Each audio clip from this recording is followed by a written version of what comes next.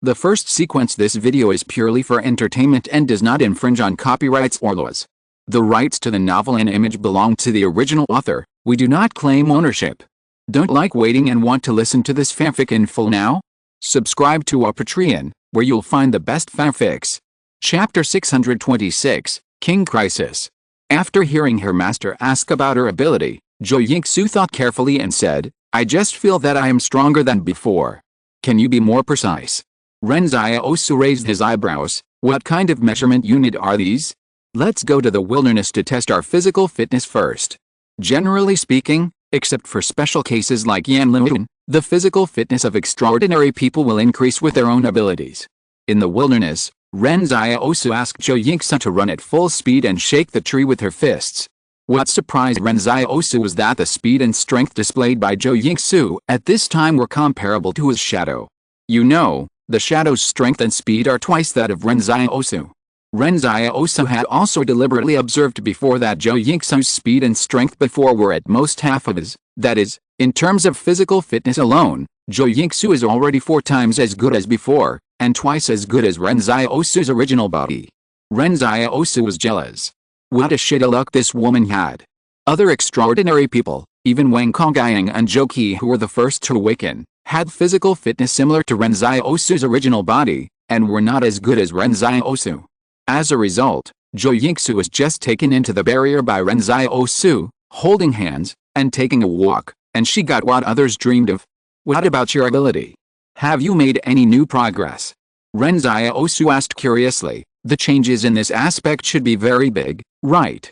Jo Ying-su explained, I just feel that after controlling plants, they can make them more powerful. I also gained a new seed ability, which can plant creepers. When Ren Xiaosu heard Jo Ying-su say that creepers can be planted, he felt a little suffocated. Is it the creepers as big as the ones in barrier number 61 before? Don't use this ability casually, Ren Xiaosu said. If people see that you can plant creepers, and they are exactly the same as those in barrier number 61, then everyone will think that the creepers before were also planted by you. But Ren Xiaosu suddenly discovered another key point.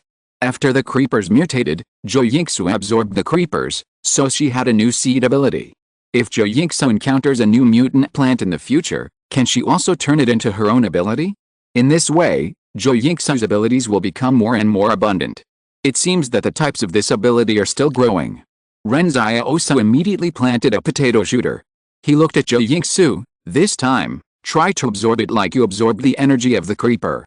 Jo Ying-su did as Ren Xiaosu said, and the potato shooter withered instantly. Ren Xiaosu looked at Jo Ying-su. How is it? But he saw a ball of green energy in Jo Ying-su's hand turned into a seed. She said happily, Master, I can also plant potatoes.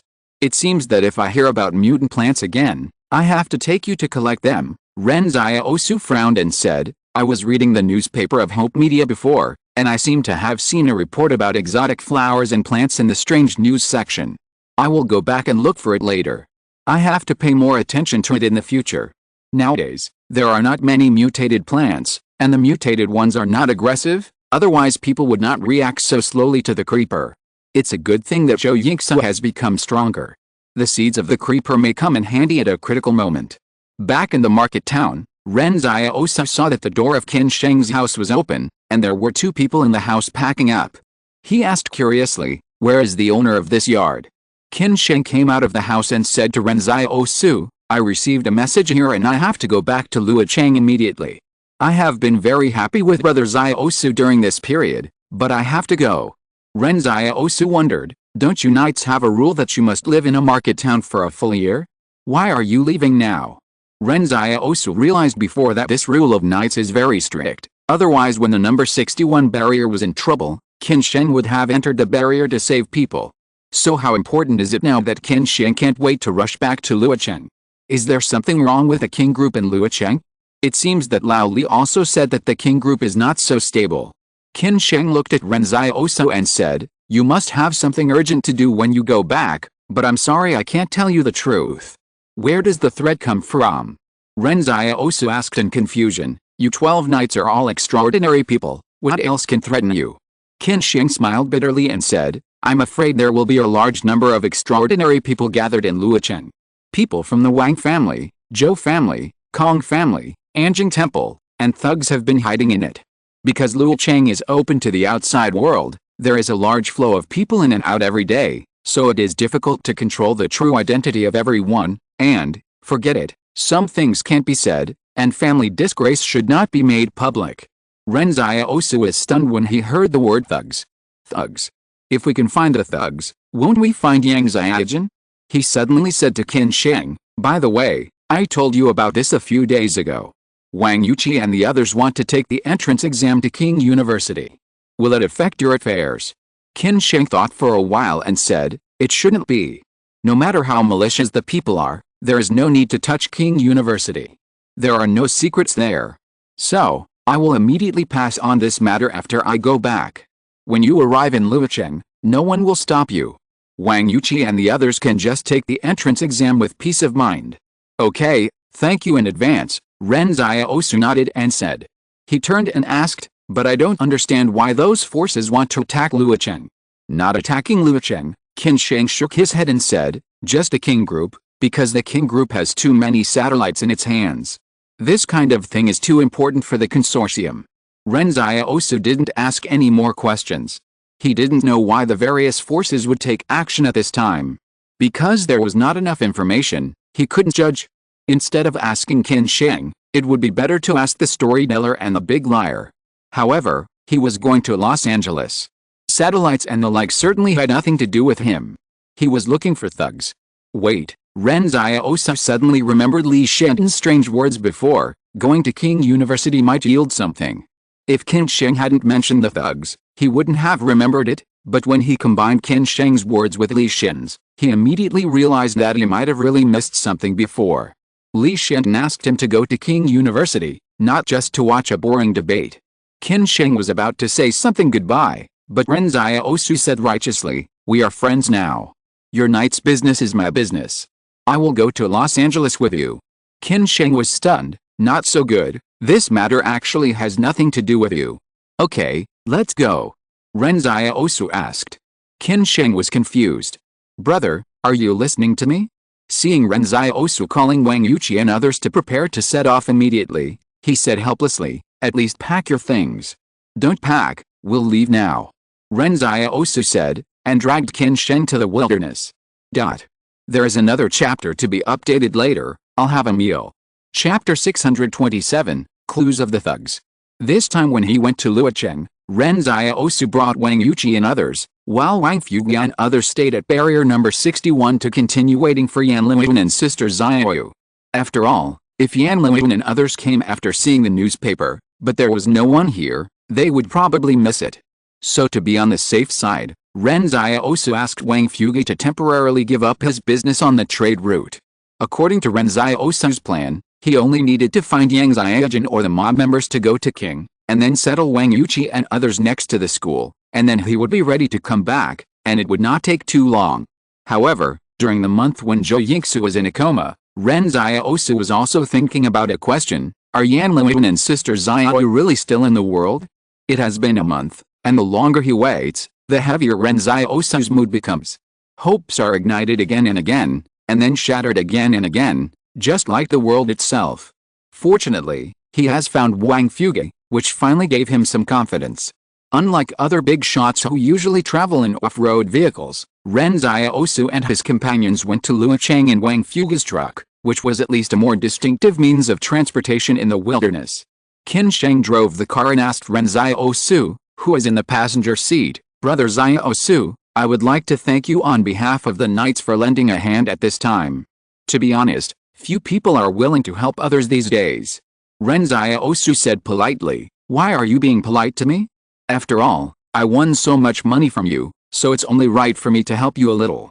Qin Sheng's face suddenly turned dark. Ahem, don't mention our card game when you see the teacher. There was no accident on the way, but what surprised Ren Xiaosu was that when they were about to arrive in Luocheng, Qin Sheng drove to the black market outside Luocheng first, saying that he had something to do.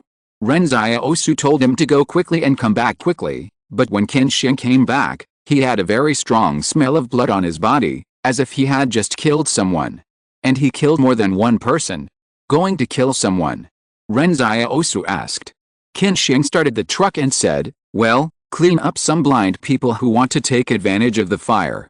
We didn't bother to deal with these people in the black market before, but now it's not suitable to keep them."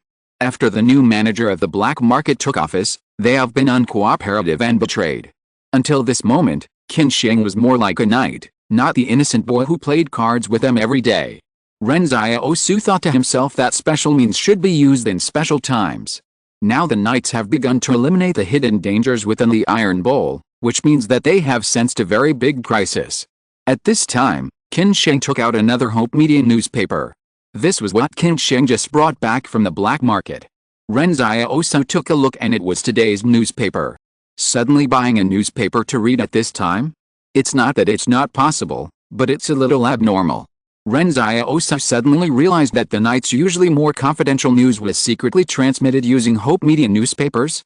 Let's go back to Luocheng. Qin Sheng stepped on the accelerator and said, "I just told the teacher about your trip.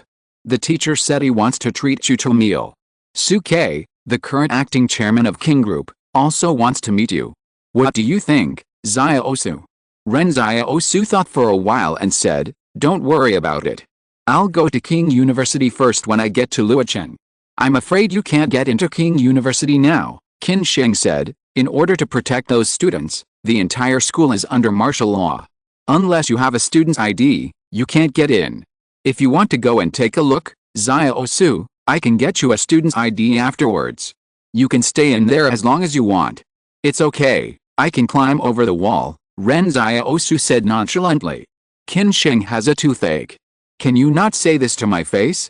He said to Ren Xiaosu, "Then you go to King University first, and the dinner time will be tomorrow night." "Okay," Ren Xiaosu agreed. Qin Sheng was relieved when Ren Xiaosu agreed. You know, the entire Knights organization now pays more attention to Ren Xiaosu. On the one hand, they doubt Ren Xiaosu's identity, and on the other hand, everyone already knows that he is the young commander of Fortress 178, so they naturally don't want to neglect him. Even if Ren Xiaosu is not the person they are looking for, it is also a pleasure for everyone to maintain a good relationship with Fortress 178. What's more, the Knights organization has always been kind to Fortress 178 and admires the lovely soldiers of the frontier. And this time, King is facing a crisis, and it is naturally a good thing to have strong reinforcements. They arrived in Luocheng at night. This time, Luocheng is no longer like the last time Ren Xiaosu came. The gate is already very deserted. King Group temporarily cancelled the entry rights of business visas and work visas. Most of the refugees who need to enter the barrier to work were blocked outside the door. The refugees didn't know what happened, but they understood that this was very abnormal. If they were not allowed to enter, they would not be allowed to enter. Anyway, King Group would compensate them for their losses. In the past 2 days, King Group has sent some meat to the market town, and informed the refugees with work visas that they would be paid for lost wages. This is probably why Luocheng was not affected much after Wang's number 61 barrier was announced to be open to the outside world, because King Group has always treated refugees very well, and everyone is unwilling to leave this native environment. After entering the barrier, Ren Xiaosu went to the square where he met Li Shenton before. He wanted to find Li Shenton to ask what he meant by those words before. However, when he arrived at the square, the whole square was still bustling with people, but Li Shenton was nowhere to be found. He also asked Qin Sheng if there were any traces of the various organizations, but Qin Sheng did not answer this question. Now Ren Xiaosu can only rely on himself. Just as Ren Xiaosu turned to King University, he suddenly saw a familiar figure. Ren Xiaosu didn't remember who the other person was for a while, and when he chased after him, he found that the other person had merged into the crowd. At this time, the curfew in Los Angeles had not yet been implemented, and the residents were not affected. They still went out to go shopping, eat snacks, and watch performances at night. All crises seemed to be hidden in the sea of people and drowned by the sea of people. "Who are you looking for, master?" Zhou Yingsu asked, holding a piece of roasted sweet potato in her hand. "I always feel that it should be someone I have seen before, a woman, but I can't remember who it is. I only saw a back figure." Ren Xiaosu frowned and searched his memories. Zhou Yingsu no longer disturbed Ren Xiaosu, but ate the roasted sweet potato with peace of mind. There was still a piece of sweet potato wrapped in a plastic bag in the pocket of his coat, and he would give it to him after the master thought about it. At this time, Ren Xiaosu woke up and remembered who the back figure he had just seen was, Dong Funan. That was a supernatural person they had met in the southwest barrier, who had awakened a vampire-like ability, but had 2 blood-sucking fangs knocked out by his apprentice. The girl was taken away by Yang Xiaojan's people at the time, and she might have joined the mob. Therefore, there really are thugs in Luo City. This is the first time he has found clues about the thugs since entering Central Plains. Chapter 628, Li Shenton is being hunted. In a dilapidated Taoist temple more than 600 kilometers away from Luocheng, Li Shenton, whom Ren Xiaosu was looking for, was looking at the bonfire with a melancholy face, and added some firewood to the fire. A catastrophe caused the collapse of human cities, but this Taoist temple was still intact, at least it didn't collapse. Si Liren looked at Li Shenton eagerly. She pointed at the roasted pheasant in the fire and asked, "Is it ready to eat?" At this time, Li Shenton looked at Si Liren, only to see that Si Liren's face was gray. He sighed and said, "What a sin. Why did that girl have to chase me? It's not me who made them miss each other. After all, I did make efforts to let them meet again. But she doesn't know," Si Liren muttered, "she doesn't know what we did, and she doesn't know that Ren Xiaosu has been to Luocheng. I always feel that she chased you just because she doesn't like you." "What nonsense are you talking about?" Li Shen glared at Si Liren, then took the roast chicken off, tore off a leg and handed it to little Liren. "Be careful of the heat." But Si Liren didn't care about these. She was really hungry. She followed Li Shen around in circles for more than half a month, and her little face became thinner. "But why don't we go back and beat her?" Si Liren asked after taking a bite of the chicken leg. "If we really want to fight her to the death, we will be in big trouble," Li Shenton sighed. "Some people can be fought, and some people can't be fought, you know? This girl is also very powerful. She is elusive and hard to guard against. But I haven't seen her for a week. I think she doesn't have time to continue to waste with me. After all, finding Ren Xiaosu is more important.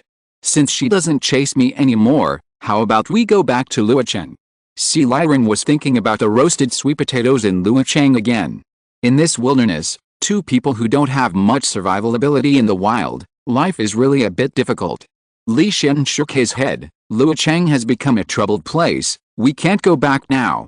Your grandpa Hushuo sent intelligence saying that many extraordinary people have gathered in Luocheng in the past month. He asked us to leave quickly." "What is Grandpa Hushuo doing now?" Si Liren asked curiously. "He can't sit still and does his old business. He has set up an intelligence network. It is said that he has adopted some refugee orphans to train them," Li Shenton explained. "Why do those extraordinary people want to go to Luocheng?" Si Liren complained. "I don't have any roasted sweet potatoes to eat." "The man is innocent, but he is guilty of possessing a treasure," Li Shenton sighed. "Think about it, a lonely fortress, but it has more than half of the satellites. It is normal to be coveted." "You are talking nonsense. Grandpa said that this time, some people are determined to get it. These satellites seem to be very important to them, although he can't figure out why." "Then where should we go if we don't go back to Luocheng?" Si Liren finished eating the chicken leg in his hand and looked at Li Shenton's hand eagerly. "How about we go to the south to see the sea first?" Li Shenton handed the roast chicken in his hand to Si Liren, and thought, "Didn't you say you wanted to see what the sea looks like?" "I haven't seen the sea either. It is said that it was very lively there before the disaster, but now it is disliked by the consortium. It seems that it is because there are always typhoons that can blow us all away." "Okay, then let's go to see the typhoon," Si Liren said firmly. "Silly Liren, typhoons only happen in summer." "Then we'll stay until summer." This is the first time I've heard of someone watching a typhoon so enthusiastically. In Luocheng, Ren Xiaosu spent almost half the night looking for Dong Funan, but he didn't know where the female vampire had gone, and he never saw her again. "Forget it, let's evacuate first. We can't stay in a hotel, we have to stay in a residential building," Ren Xiaosu said. "It's too conspicuous to stay in a hotel at this time, and we will definitely attract attention." Ren Xiaosu also knew that there must be many people with ulterior motives gathered in this special Central Plains fortress at this time. Luocheng has banned outsiders from entering the city. People staying in hotels at this time are either young couples who go to get a king-size bedroom, or outsiders. He definitely doesn't want to be noticed by others, and he doesn't want to get a king-size bedroom with Zhou Yingsu. Moreover, there are also Wang Yuqi and others.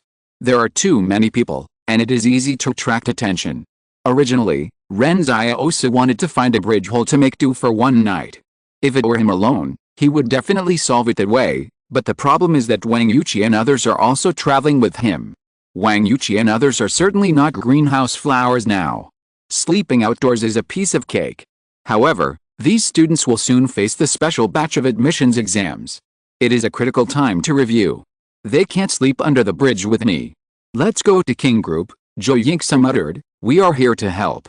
We should at least provide food and accommodation, right? If we get too close to King at this time, won't we be exposed to everyone? Ren Xiaosu said, I don't plan to go to the dinner with the chairman of King tomorrow night. I must not let people make me a target in the open. Zhou Yingxi thought that her master was really cautious, but she didn't have to think about it. She just followed him and won by doing nothing. Then where are we going, master? Zhou Yingxi asked. It's too late to buy a house now. I'll call Qin Sheng later to see if there is any good way, Ren Xiaosu said. This time, in order to contact Ren Xiaosu conveniently, Qin Sheng also left a satellite phone, and it was King's own encrypted phone, so there was no need to worry about the content of the conversation being leaked. Qin Sheng gave Ren Xiaosu a satisfactory answer. They went to Junmin Lane. There was a secluded yard in the alley that had just been vacated for them. There were still people living there yesterday, so it would not arouse suspicion from those who were interested. After hanging up the phone, Ren Xiaosu sighed. This night organization is quite reliable and has a sense of being watertight. I think the people who made trouble this time may not get any advantage. Ren Xiaosu said to Wang Yuqi and others, when you get to the residence, you should review well. You don't have to worry about other things. Among our group, you are the only ones who can be intellectuals. You should cherish these opportunities. Wang Yuqi nodded and agreed. When they arrived at the yard, Ren Xiaosu had just turned on the lights in the living room when he heard the phone next to the sofa ring. He picked up the phone with doubts, and then said a lot of things like yeah, okay, no problem and hung up the phone. Zhou Yingxi asked curiously, Master, was it Qin Sheng who called? Oh, no, Ren Xiaosu said. He said he wanted to take a leave. He has something to do and can't go to work tomorrow. Zhou Yingxi was stunned and said, then did you approve his leave just now? I don't care who he is, after all, it's a good thing to do, Ren Xiaosu said nonchalantly. After all, he is not his employee. And he also got 4 thank you coins. The person on the phone kept saying thank you. Zhou Yingxi. Chapter 629 Class Representative Ren Xiaosu. In the morning, Qin Sheng wrapped himself up tightly and came to the courtyard where Ren Xiaosu and the others were. He handed Ren Xiaosu a student's ID card, and then said embarrassedly, I wanted to apply for a new student's ID card for you, but the president of King University disagreed. He said that no suspicious people are allowed to enter his campus now, and all things that may harm his students must be eliminated. The old president is quite stubborn, and our knight's face is not very useful. What else is there? Ren Xiaosu asked curiously, is there anything that the knights can't do in Luocheng? Yes, there are 2 places where our words are useless. To be precise, no matter who says something, it doesn't matter, Qin Sheng explained. One is the newspaper office of Hope Media, and the other is King University. Jiang Su, the editor-in-chief of Hope Media, and Hu Xingzi, the president of King University, are both very principled people, and we respect them very much. Then what is this student's ID card? Ren Xiaosu asked curiously. This is my cousin's student's ID, Qin Sheng explained. Luckily, his face shape is a bit like yours, but he wears glasses. When you pass the martial law sentry post, just say that you just didn't wear glasses, and the ID photo is not the same as your real self. Enter the school at 8 a.m. every day and leave the school at 8 p.m. You must be on time. Only in these 2 shifts of martial law soldiers are our informants. Ren Xiaosu nodded, okay. It seems that Qin Sheng has arranged all of this. Ren Xiaosu felt embarrassed to let others arrange so many things for him at such a critical time. However, Ren Xiaosu saw that Qin Sheng seemed to be hesitant to speak, and he asked in confusion, is there anything else? Oh, Qin Sheng awkwardly took out a course schedule and said, this is my cousin's course schedule. What do you mean? Ren Xiaosu is stunned. Look, he gave you his student's ID, so he can't go to school by himself, and needs you to go to class on his behalf to deal with the teacher's roll call, Qin Sheng said helplessly. In fact, his cousin just wanted to skip classes, and now he has someone to go to school on his behalf, so he is so happy that he can stay at home and play video games every day. But Qin Sheng felt embarrassed because the guy in front of him was the young marshal of the Northwest, and you asked him to help call. Okay, no problem, Ren Xiaosu agreed. He helped him, so he wouldn't even agree to such a small thing, and Ren Xiaosu himself wanted to go to the university classroom to take a look. Qin Sheng finished talking about business and was about to leave. Ren Xiaosu suddenly asked, when will those people take action? I don't know, Qin Sheng shook his head. We have killed a group of people in the past 2 days. Maybe the strong reaction shocked them, so many people lay dormant, but the teacher said they will definitely take action, just waiting for an opportunity. Ren Xiaosu went to King University alone. Zhou Yingsu pulled Qin Sheng and said that she would also get her a student's ID, but Qin Sheng refused. After all, Zhou Yingsu didn't look like a student. When entering King University, the martial law troops outside the school checked Ren Xiaosu's student's ID, and didn't even question that the photo didn't look like the person. It wasn't his first time to come to King University, but the entire campus was so big that it still seemed like a maze to him. What made him speechless was that the classrooms for each class were different, which meant that he had to get lost once before he had a class. Only one class in the morning. Ren Xiaosu looked at the schedule in his hand and thought that the students of King University had it too easy.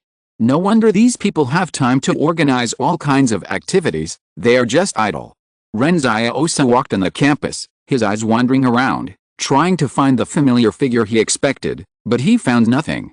After finally finding the classroom for class, as soon as he walked in, all the students turned their eyes to Ren Xiaosu. Classmate, this is the classroom for social humanities and politics. Did you go to the wrong place?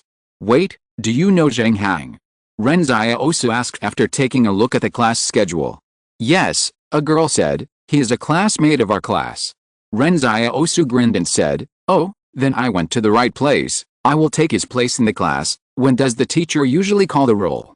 The students in the classroom were stunned, and a boy shouted exaggeratedly, Zhang Hang is too cruel, he actually paid someone to help with the roll call. Hey, how much do you charge for helping with the roll call? This question stunned Ren Xiaosu. Why did it come to charging? Is there really someone in King University who is engaged in the industry of helping with roll call? He grinned and said, 30 per session. The price is quite fair, a boy joked, but with 2 or 3 classes a day, I'm afraid only rich second generations like Zhang Hang can afford it. I'm so envious. At this moment, the sound of a cane was heard outside the classroom, and the classroom immediately became quiet. A boy winked at Ren Xiaosu, asking him to sit down quickly. But it was too late. The sound of the cane had already reached the door. When Ren Xiaosu turned around, both he and the people outside were stunned. The person who came was the editor-in-chief of Hope Media, Zhang Su. There are many visiting professors in King University. These people are people with extremely high status in society and have profound academic attainments. They can be called masters. Zhang Su is such a visiting professor in King University. The president of the university, Hu Xingzi, personally visited and invited him. Since the incident at barrier number 61, Zhang Su couldn't help but think of Ren Xiaosu. It was not only because of the specialness of the two numbers 61, but also because he always felt that the words about the sadness of the times should not come from the mouth of a teenager. What kind of things had the person who could say such a thing experienced? However, Zhang Su did not expect that he would actually meet Ren Xiaosu in the classroom. He had never seen Ren Xiaosu before. Although he had many students, this young man had a unique temperament and he would definitely be remembered after just one look. Zhang Su asked slowly, "What's your name?" Ren Xiaosu thought to himself that it was not good, but he still said with a stiff upper lip, "My name is Zhang Hang." Zhang Su did not expose him, but walked up to the podium step by step. It just so happens that I am still short of a class representative for this class. From now on, Zhang Hang, you will be my class representative. You will be responsible for collecting homework and other things. The students in the audience began to mourn for Zhang Hang. How did they find someone to help call out, and they also called out a class representative? Who knows what a miserable life Zhang Hang will have to face in the future. If Zhang Su finds out that he found someone to replace him to attend class, he might fail this course for several years. There will be another update in the evening. Chapter 630 Your Name. To be honest, Ren Xiaosu really didn't expect to run into Jiangsu here. No one had told him before that Jiangsu was a visiting professor here. But there was a surprise today. He could go back and tell Qin Sheng about it, congratulating his cousin for becoming the class representative of this social humanities and politics class. This should be considered a good thing. Although Ren Xiaosu felt a little guilty when he thought of this, he felt that the general direction was correct. He sat down. In fact, he knew that Jiangsu already knew that he was not a student in this class, but the other party did not expose it. Jiangsu walked up to the podium and looked at all the students below. At the end of the last class, I asked you to go back and think about current affairs based on the newspaper of Hope Media. Now you can ask anything you want to ask. A girl suddenly asked, "Teacher, in the last class you talked about the geopolitics of the Wang, Zhou, and Kong families. Our Luocheng is located in the middle of the three families and is actually very dangerous. Now the school is under martial law. Is it related to what you said?" Jiangsu thought for a while and said, "It is related to a certain extent, but this is not something you need to worry about. No matter how big the problem is, it will not affect the school." Another male student said, "Teacher, I want to ask a question. You said that the consortium is greedy. This will not change according to the will of the leader, because the consortium needs to consolidate its power and interests, so this huge chariot must keep moving forward. However, in order to maintain these, there must be a stable class structure, right?" "No," Jiangsu shook his head and said, "a stable class structure sometimes produces corrupt termites. If a ruler has greater ambitions, he may choose to break down the class barriers first and revitalize the bottom. Then the high-profile announcement by Wang's family that Barrier 61 would accept refugees, does it mean that Wang Shengzi has greater ambitions?" A male classmate asked. "Yes," Jiangsu said, "I never doubted it, and Barrier 61's acceptance of refugees has dealt a heavy blow to the industrial systems of Zhou and Kong. This is a strategy that kills two birds with one stone. I admire Wang Shengzi's courage. If he wants to implement this policy, he will definitely be obstructed by the vested interests of Wang's family, because an empty barrier needs to fill too many power positions, and Wang Shengzi's ability to successfully use refugees also shows that his ruling power within the Wang family is very stable, and no one dares to challenge his authority." Ren Xiaosu is stunned. Jiangsu saw further than him. He only saw the harm that Wang's family had done to Zhou and Kong, but didn't think of anything else. Jiangsu talked freely. He spent 20 minutes analyzing Wang's family clearly from one thing. Ren Xiaosu suddenly envied these college students. They only needed to pay a little tuition to gain the wisdom accumulated by others in their lifetime in this ivory tower. The teaching mode of the whole class was definitely not Jiangsu reading from the book, but was conducted in the form of questions and answers. Jiangsu asked everyone to pay attention to current affairs, and then he used some small things to diverge their thinking. This method was not to instill knowledge, but to cultivate students' wisdom. A girl asked, "Teacher, I saw that your newspaper has been printing a sentence on the 5th page recently. Don't let the sadness of the times become your sadness.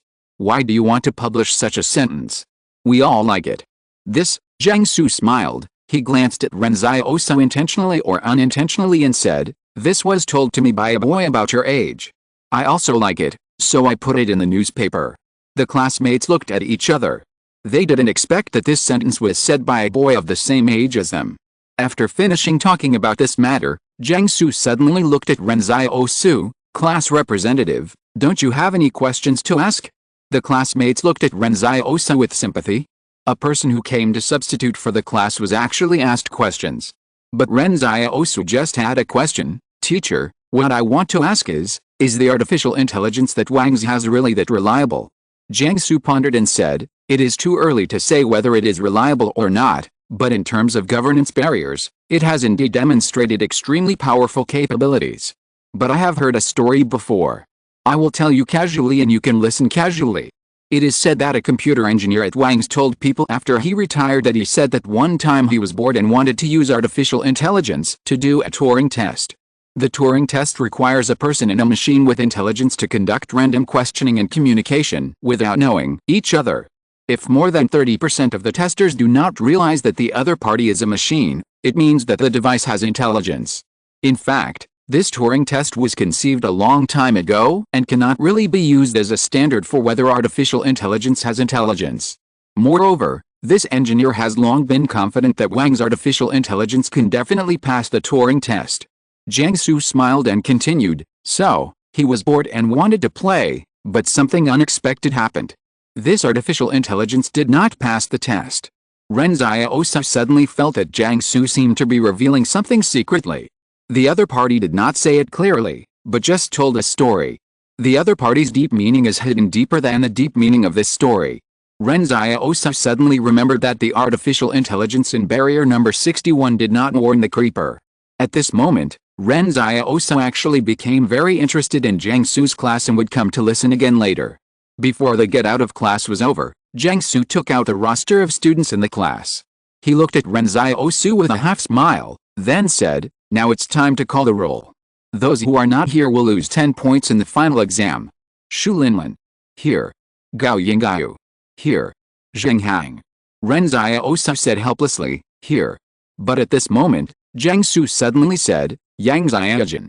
The class suddenly became quiet, and Ren Xiaosu was stunned. This name suddenly appeared in Ren Xiaosu's ears, as if he was suddenly shot on the heart by a sniper bullet from thousands of meters away. He was so familiar with this name that when Jiang Su read out this name, Ren Xiaosu felt paralyzed all over and sat in his seat in a daze. A long-lost name, a long-lost person. Jiang Su frowned and said, "Isn't Yang Xiaojun here?" Yang Xiaojun had asked questions before, so he had a deep impression of this girl, just because the questions she asked were different from those of ordinary students and more cruel. At this time, a female classmate explained, "Teacher, Yang Xiaojun took a leave of absence and left Luochang more than 10 days ago.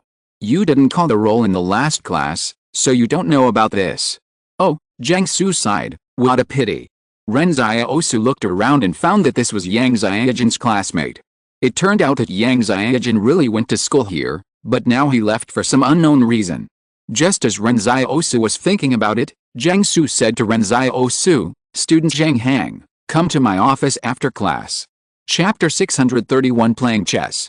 When Jiang Su called Ren Xiaosu to his office, his classmates looked at him with sympathy. Ren Xiaosu followed Jiang Su through the campus. When classmates saw Jiang Su, they would greet him respectfully and were very curious about who Ren Xiaosu was who was following Jiang Su. Jiang Su limped along with a cane, then smiled at Ren Xiaosu and said, "What's your real name?"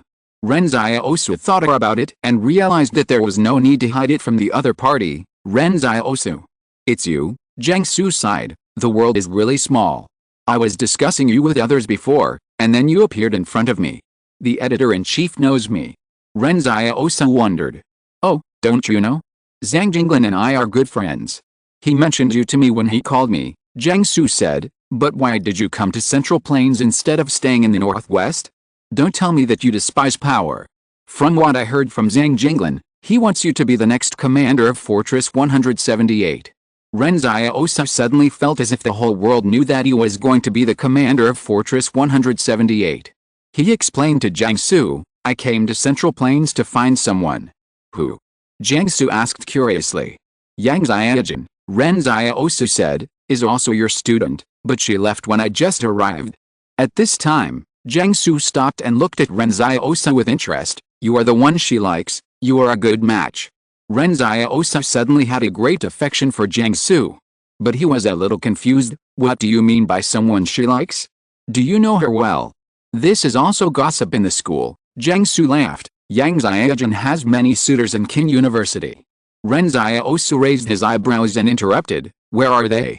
You are so disrespectful. Don't you know that you can't interrupt your elders when they are talking? What? Do you still want to hit them?" "This is not on the wilderness," Jiang Su said. "Listen to me. A boy confessed to her before, maybe she was impatient, so she said that she had someone she liked, and the person she liked was definitely not a greenhouse flower like a student from Qin University." Ren Xiaosu was stunned. In fact, he had worried before. What if Yang Xiaojun thought he was dead and then slowly forgot about him?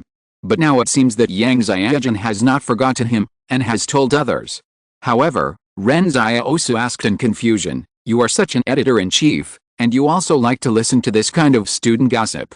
Jiang Su was amused. "How can you be a reporter without gossip? Reporters should always be curious about everything and be passionate about life. Who says that editors-in-chief can't gossip?" Jiang Su continued to walk forward.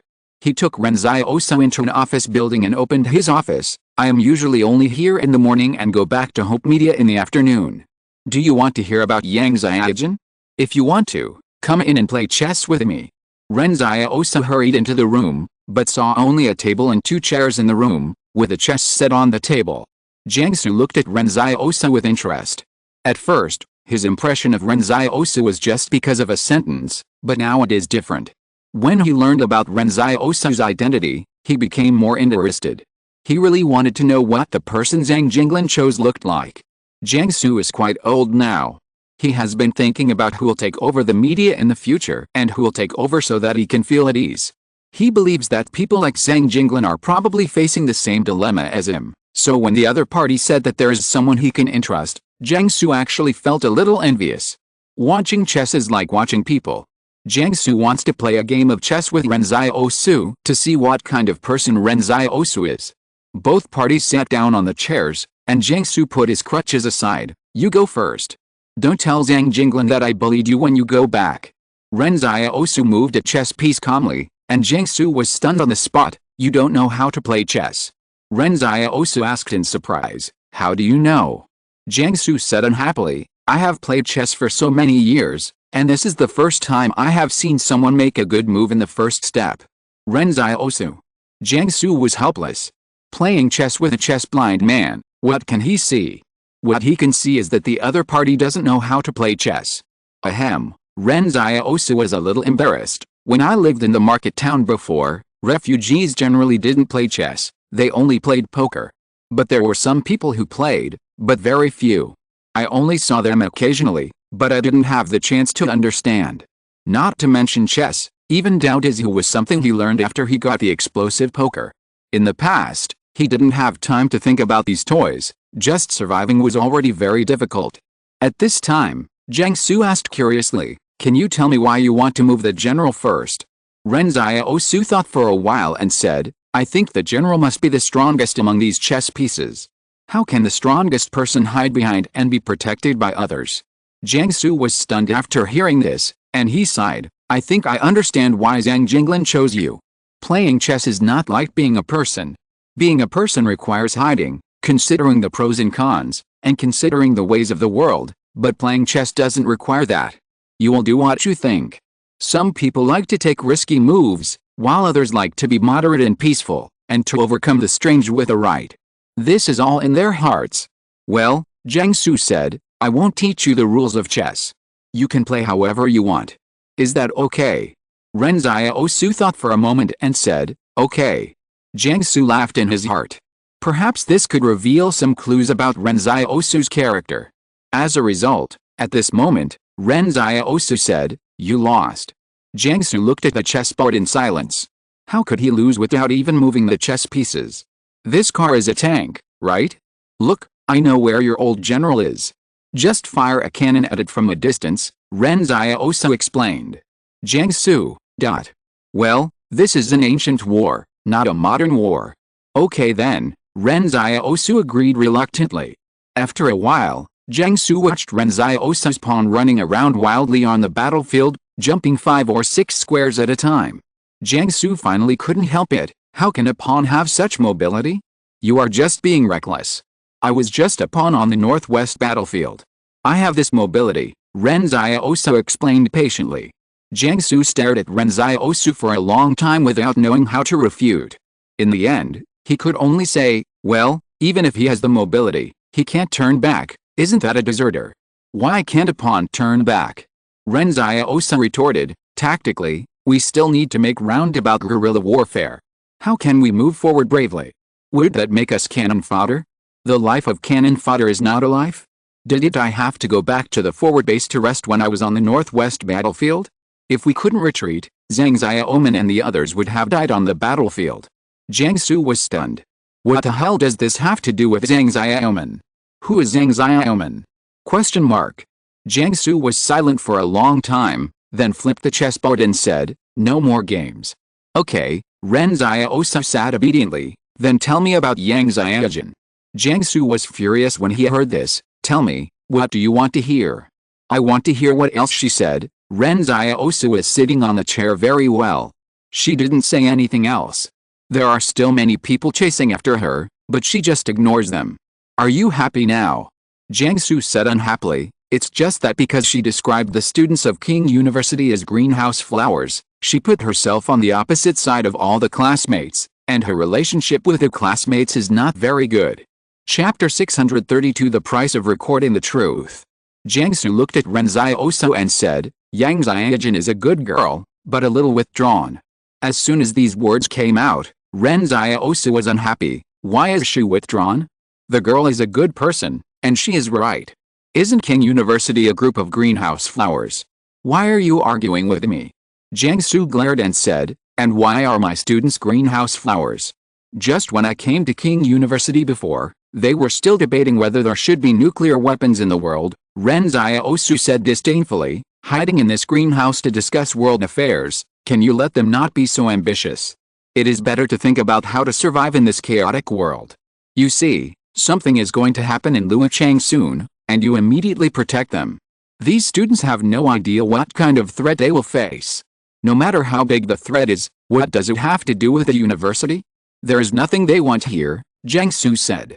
Editor-in-Chief, Ren Xiaosu sighed. I admire your insights into current affairs, but you make the same mistake as everyone else, which is underestimating the role and power of the extraordinary people in this era. I have seen the earth crack in front of me, and I have also seen with my own eyes someone controlling 5,000 people like puppets. If those politicians think that the world is still their stage and that they can make clouds and rain at the flip of their hands, then these politicians will also fall. Jiangsu was not a person who would not listen to advice. He said, the person who controlled 5,000 people like puppets should be Li Shenton. Who could have caused the earth to crack? Ren Xiaosu did not answer this question, because he did not want outsiders to know how terrifying Yan Limu's ability was when it was at its peak. Seeing that he didn't want to answer, Jiangsu asked again, then why do you think extraordinary people become extraordinary people? Ren Xiaosu thought for a while and replied, this is what Yang Xiaojin told me. When disaster strikes, spiritual will is the first order weapon of mankind. There is another person who has talked to me about a similar point of view. This person is Li Shenton. He said that humans have not yet mastered their own bodies, but it is completed by the subconscious. When humans can control the subconscious, they can be on par with gods with immortal bodies. Ren Xiaosu continued, I stayed in a library for a long time before and read a lot of books. I wanted to understand this world. I saw a very interesting book called The Journal of Abnormal Society and Psychology. It recorded an event. A scientist did an experiment. He gathered 11 people together, blindfolded them one by one, and then told everyone that he would burn them with hot iron. But he actually used ice cubes instead of burning iron and placed them on the skin of these people. Then strange things happened. After the ice cubes touched these people, 2 people did not react, 3 people started screaming, and 6 people had burn reactions and blisters on their bodies. However, when they learned that it was ice cubes that were in contact with their skin, the burns disappeared within a few minutes. Jiangsu asked curiously, if that's true, then it means that the extraordinary people have developed their subconsciousness, so that they can control themselves and then the world. I don't know either. I think even Li Shen may not have figured it out, otherwise he would have become a god long ago, Ren Xiaosu said, but no matter what, this is no longer a world where power seekers can do whatever they want. Among these extraordinary people, many have already regarded ordinary people as ants. In order to get what they want, they will even drag the entire barrier to be buried with them. Mr. Editor-in-Chief, when you walk, do you pay attention to whether you have stepped on ants? Jiangsu said, yes. Ren Xiaosu, awesome. The old man Jiangsu laughed happily, as if being able to choke Ren Xiaosu is something worth being happy about. He finally got his revenge for playing chess. Will you come to the university to attend classes in the future? Jiangsu suddenly asked, why did you come to Luocheng? It seems that you know very well what will happen in Luocheng, so why did you come to risk your life? I came to find Yang Xiaojin, but now I don't know her whereabouts, but I found some clues, so I plan to stay and see. Ren Xiaosu is now waiting for the thugs to appear. Besides, Qin Sheng and Lao Li are also friends, so it's my duty to help them. I know Qin Sheng. Who is Lao Li? Jiangsu asked in confusion. Li Yingyan, Ren Xiaosu explained. Oh, I call him Xiao Li. Jiang Su said with a smile. Ren Xiaosu was unhappy. As an editor-in-chief of such a senior level, is it interesting to take advantage of such a small matter? I am indeed much older than you. How can I be considered taking advantage of you? Jiang Su said. You haven't answered my question yet. Will you come to class later?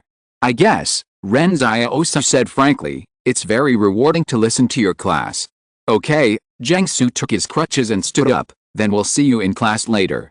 I'm also looking forward to any questions you have for me. If class time is not enough, you are also welcome to visit Hope Media. With that, Jiang Su limped out. Ren Xiaosu asked curiously, did your leg really get broken? Did you take revenge? Jiang Su answered the question irrelevantly. This is the price of recording the truth.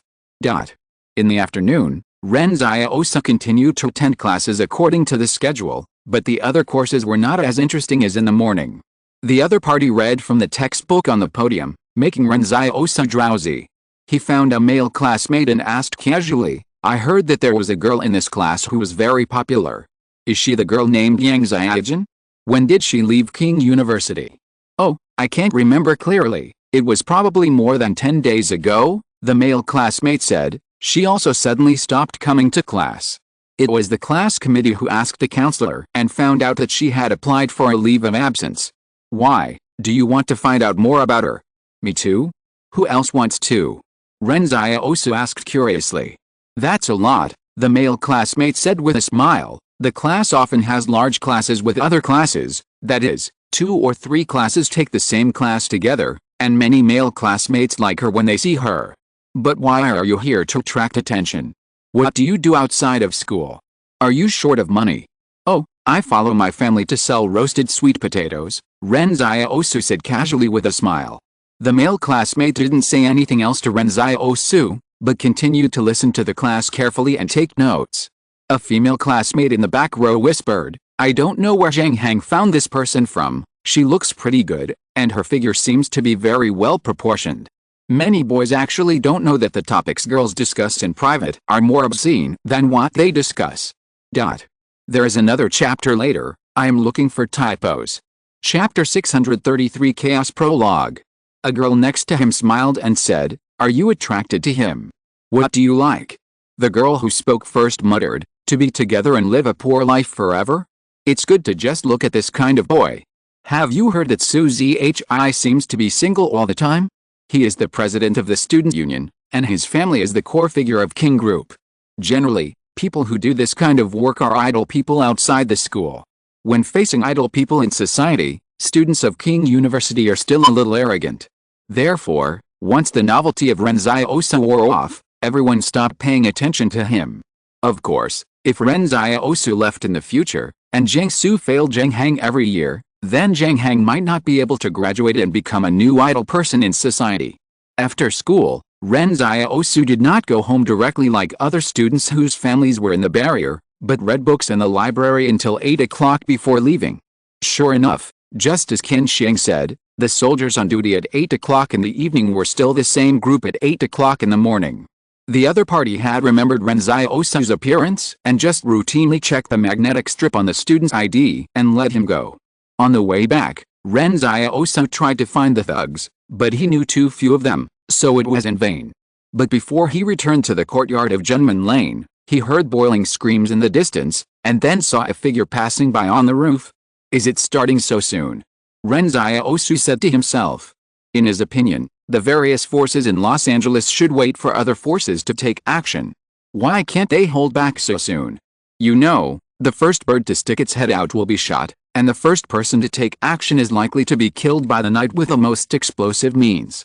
At this time, the vendors selling roasted sweet potatoes on the road began to close their stalls, as if they were afraid of affecting him. Ren Xiaosu hadn't eaten yet, so he wanted to buy 2 roasted sweet potatoes at a very low price. The vendor didn't want Ren Xiaosu to bargain, so he simply sold it to him at a low price. Ren Xiaosu also called Qin Xiang. What happened in Luocheng? Do you need my help? Qin Xiang answered on the phone. No, someone with unknown identity attacked a tobacco shop in the city. We now suspect that this tobacco shop is also opened by other forces, and the 2 forces had a fight. But they are all small problems. We haven't seen a large number of extraordinary people yet, so we can solve them ourselves. Ren Xiaosu suddenly realized that they just sent some people to do some small actions, and those extraordinary people as trump cards have not appeared yet. Okay, Ren Xiaosu said, also, I have good news for you. To be precise, it's good news about your cousin. I helped him get elected as the class representative of the social humanities and politics class. Then, Ren Xiaosu ate roasted sweet potatoes while slowly walking towards his own small yard. Since Qin Sheng said that he didn't need to help, there was no need for him to do anything unnecessary, right? After hanging up the phone, Qin Sheng was stunned for a long time. He didn't know whether he should tell his cousin the bad news that Ren Xiaosu said. A student who liked to stay at home and play video games every day was actually elected as a class representative. Ren Xiaosu was walking on the road. King University was about 10 kilometers away from the small courtyard in Junmen Lane, but Ren Xiaosu didn't take the tram. But at this moment, the chaos and noise were getting louder and louder, and it seemed to be spreading towards him. Then, Ren Xiaosu, holding the sweet potato in his hand, just watched the two people turn out from a street corner and rush towards him frantically. The other party was not targeting him, but someone was chasing them from behind, and the two people were already panicking. Ren Xiaosu put on his hood. Just as the two people passed by Ren Xiaosu, he directly stretched out his foot and tripped one of them. The person who was tripped rolled on the ground for more than 10 meters before stopping because of the huge inertia. Just as Ren Xiaosu was about to deal with another person, he suddenly felt a sense of crisis behind him. It was an extremely hot temperature. Ren Xiaosu could even feel the temperature of his back, and the ends of his hair began to wither. In just a moment, the nanorabatide spread all over his body, forming an extremely strong outer armor. Then, the bursting flames engulfed the entire outer armor. This was the extraordinary person's move to cover the previous two people's departure. However, the extraordinary person who cast the fire spell was shocked to find that the steel armor in the flames was fine. In the brilliant light and shadow, the black figure of the steel beast turned and looked at him. He seemed to be stared at by something extremely scary. Without hesitation, the extraordinary person who cast the fire spell wanted to turn around and escape. He jumped easily and used two buildings about 4 meters apart to jump back and forth to the roof.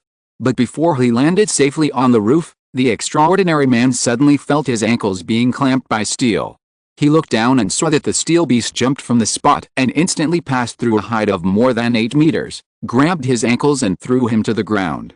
You know, he himself had to rely on the reaction force of the two walls to climb to the roof of more than 8 meters, but the other party could do it by jumping straight up. What an amazing physical fitness! Could it be that the steel armor has a bonus effect?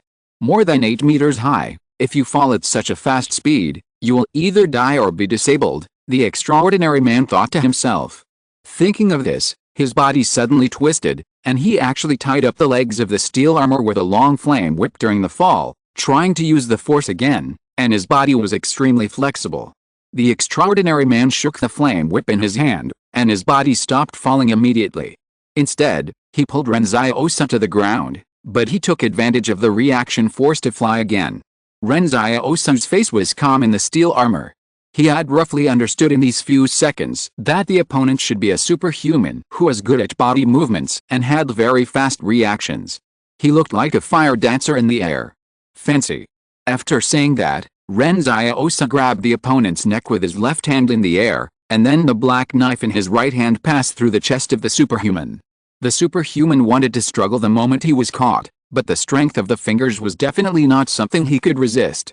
Before dying, the superhuman felt a little aggrieved. He came here just to volunteer to cover others to leave, but how come he, the person responsible for covering, died first? After killing the superhuman, Ren Xiaosu quickly left the battlefield and disappeared in the shadow of the building in an instant. Qin Sheng and others who arrived later looked at the superhuman corpse on the ground. Lao Li sighed silently, saying that the first superhuman had finally died in the melee in Luocheng, and there might be more superhumans to die in the future. Tonight, this melee was finally mixed with a hint of blood. If you're listening to this novel on a channel other than Fanfic World, it means they downloaded and uploaded it without effort. We cordially invite you to visit our channel, Mundo Fanfic Novelis. There you'll find the original version of this story, and you can explore many other novels of various genres. We're waiting for you to immerse yourself in a world of incredible novels. Chapter 634, Legend of Steel Armor. Originally, Qin Sheng and other knights thought that today was just a small situation. It was nothing more than a few unknown forces eradicating dissidents and destroying the other party's intelligence points. Now everyone is in the stage of observing each other. I see how many people you have, and you see how many people I have. Anyway, they are hiding in the dark, and no one wants to take action first. So Qin Sheng and others are also in the stage of finding out the situation. Everyone feels that it is not the time to take action now. The appearance of extraordinary people is a very unexpected thing, and once they appear, they will be divided into life and death. When extraordinary people meet, it is sometimes difficult to kill each other. Just like before in the Wang's barrier, the fire wanted to kill the old man who played with sugar painting, but the opponent's amber golden dragon defended tightly and did not give the fire company a chance at all. And the vanilla avenging temple wanted to kill the members of the fire company, but the opponent escaped with strong physical fitness. Everyone has shortcomings, so on weekdays, when some extraordinary people meet, they may just fight a few moves, and then everyone retreats. But today was different.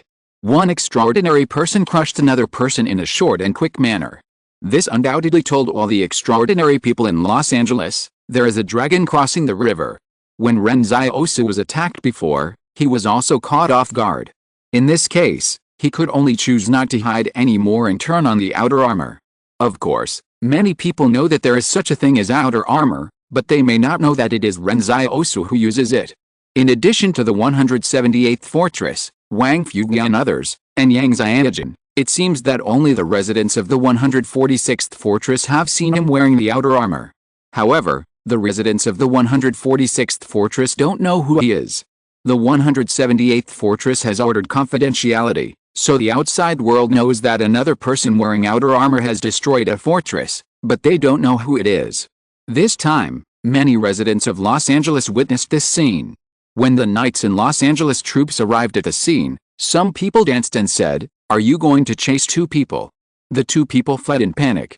When they ran to the boy with a hood, the boy was eating roasted sweet potatoes and tripped one of them. Qin Sheng and Lao Li looked at each other. What the hell was eating roasted sweet potatoes? And Zhang Qingxi was silent. The passerby continued, just when the boy was about to stop the other person, someone suddenly attacked him in the alley behind him. I don't know how a ball of fire appeared, wrapping the boy in it, but the boy suddenly had armor all over his body, and he was not hurt at all in the fire. The next is the story of how the steel beast killed the acrobat. Even if the passerby didn't understand what the extraordinary was, they could see that the boy in steel armor was much stronger than the other extraordinary. It was a completely crushing and brutal feeling. Just by looking at it, one could feel the adrenaline being secreted, wishing that one could become the protagonist of this battle. Iron armor, Zhang Qingxi murmured, is it the one from the northwest? In fact, even Ren Xiaosu himself didn't know that after the battle at the 146th fortress, he had already become as famous as Li Shanton. In the eyes of many people, he was even as famous as Li Shanton. After all, there were really not many extraordinary people who could fight against a barrier on their own. Regardless of whether they knew the specific information or not, the iconic object like iron armor had already been registered with most forces. Everyone knew that there was such an extraordinary person in the 178th fortress, and he was very powerful. However, just after Zhang Qingxi finished speaking, he saw Li Yingyan winking at him, and the three knights walked aside. Zhang Qingxi was puzzled and asked, "What's wrong?" "Brother Qingxi, there's indeed a person from Fortress 178 in our Luo city now," Qin Sheng explained, "and he is the only one." "Are you talking about Ren Xiaosu?" Zhang Qingxi was shocked. "Didn't you two say before that he didn't look like a good fighter?" Misunderstanding, Lao Li said. "Didn't we say in a meeting later that this kid entered barrier number 61 alone, and he might have killed the creeper? From this point of view, if the person in the steel armor is really him, then maybe he was the one who killed the creeper," Zhang Qingxi muttered. "Why didn't you say it earlier?" Zhang Qingxi had made it clear at the meeting before that if the descendant of the founder of the Knights was weak, he, Zhang Qingxi, could give him a lifetime of wealth and glory, but would never be loyal to him. But now it seems that if the person they are looking for is really Ren Xiaosu, then Zhang Qingxi may not be enough for Ren Xiaosu to beat. After all, Zhang Qingxi asked himself if he was sure to fight against a barrier. "Are you sure he is here to help?" Zhang Qingxi asked. "He should be," Qin Sheng explained. "When the two forces were fighting before, He called me to ask if I needed help. I said no, and he should have been nearby at the time. He attacked the two people who escaped. Good thing, Zhang Qingxi said with emotion, Wu Dengin and Wen Meng have not been able to come back yet. They must have had problems on the way. It seems that the King University student tour will be cancelled in the future. It is not safe to go to other people's territory now. Every year, the Knights will send people to take the more outstanding students of King University to travel. The night that Ren Xiaosu met on the black market was Wu Dengin. The scope of this tour is very wide, mainly to let students gain knowledge and not stay in the barrier without going out. As a result, the enemy took advantage of this time to come. At this time, there were only 7 knights in Luocheng, and their strength was slightly weak. This is also the reason why Qin Sheng and his men were so decisive in killing. At this time, they had to deter the villains and delay time. The arrival of Ren Xiaosu and the powerful ability he showed undoubtedly made everyone feel a little more at ease. Helping is helping after all. This favor must be owed, but we can't just rely on outsiders, Lao Li said with a smile, and our knights are not bad. Zhang Qingxi looked at this huge fortress city. The night was still brilliant and prosperous. I don't know if this prosperity can be retained after this melee. At this time, the news that the steel armor appeared in Luocheng has spread through word of mouth among residents. However, people from other forces did not know the truth like the knights. They were just suspicious.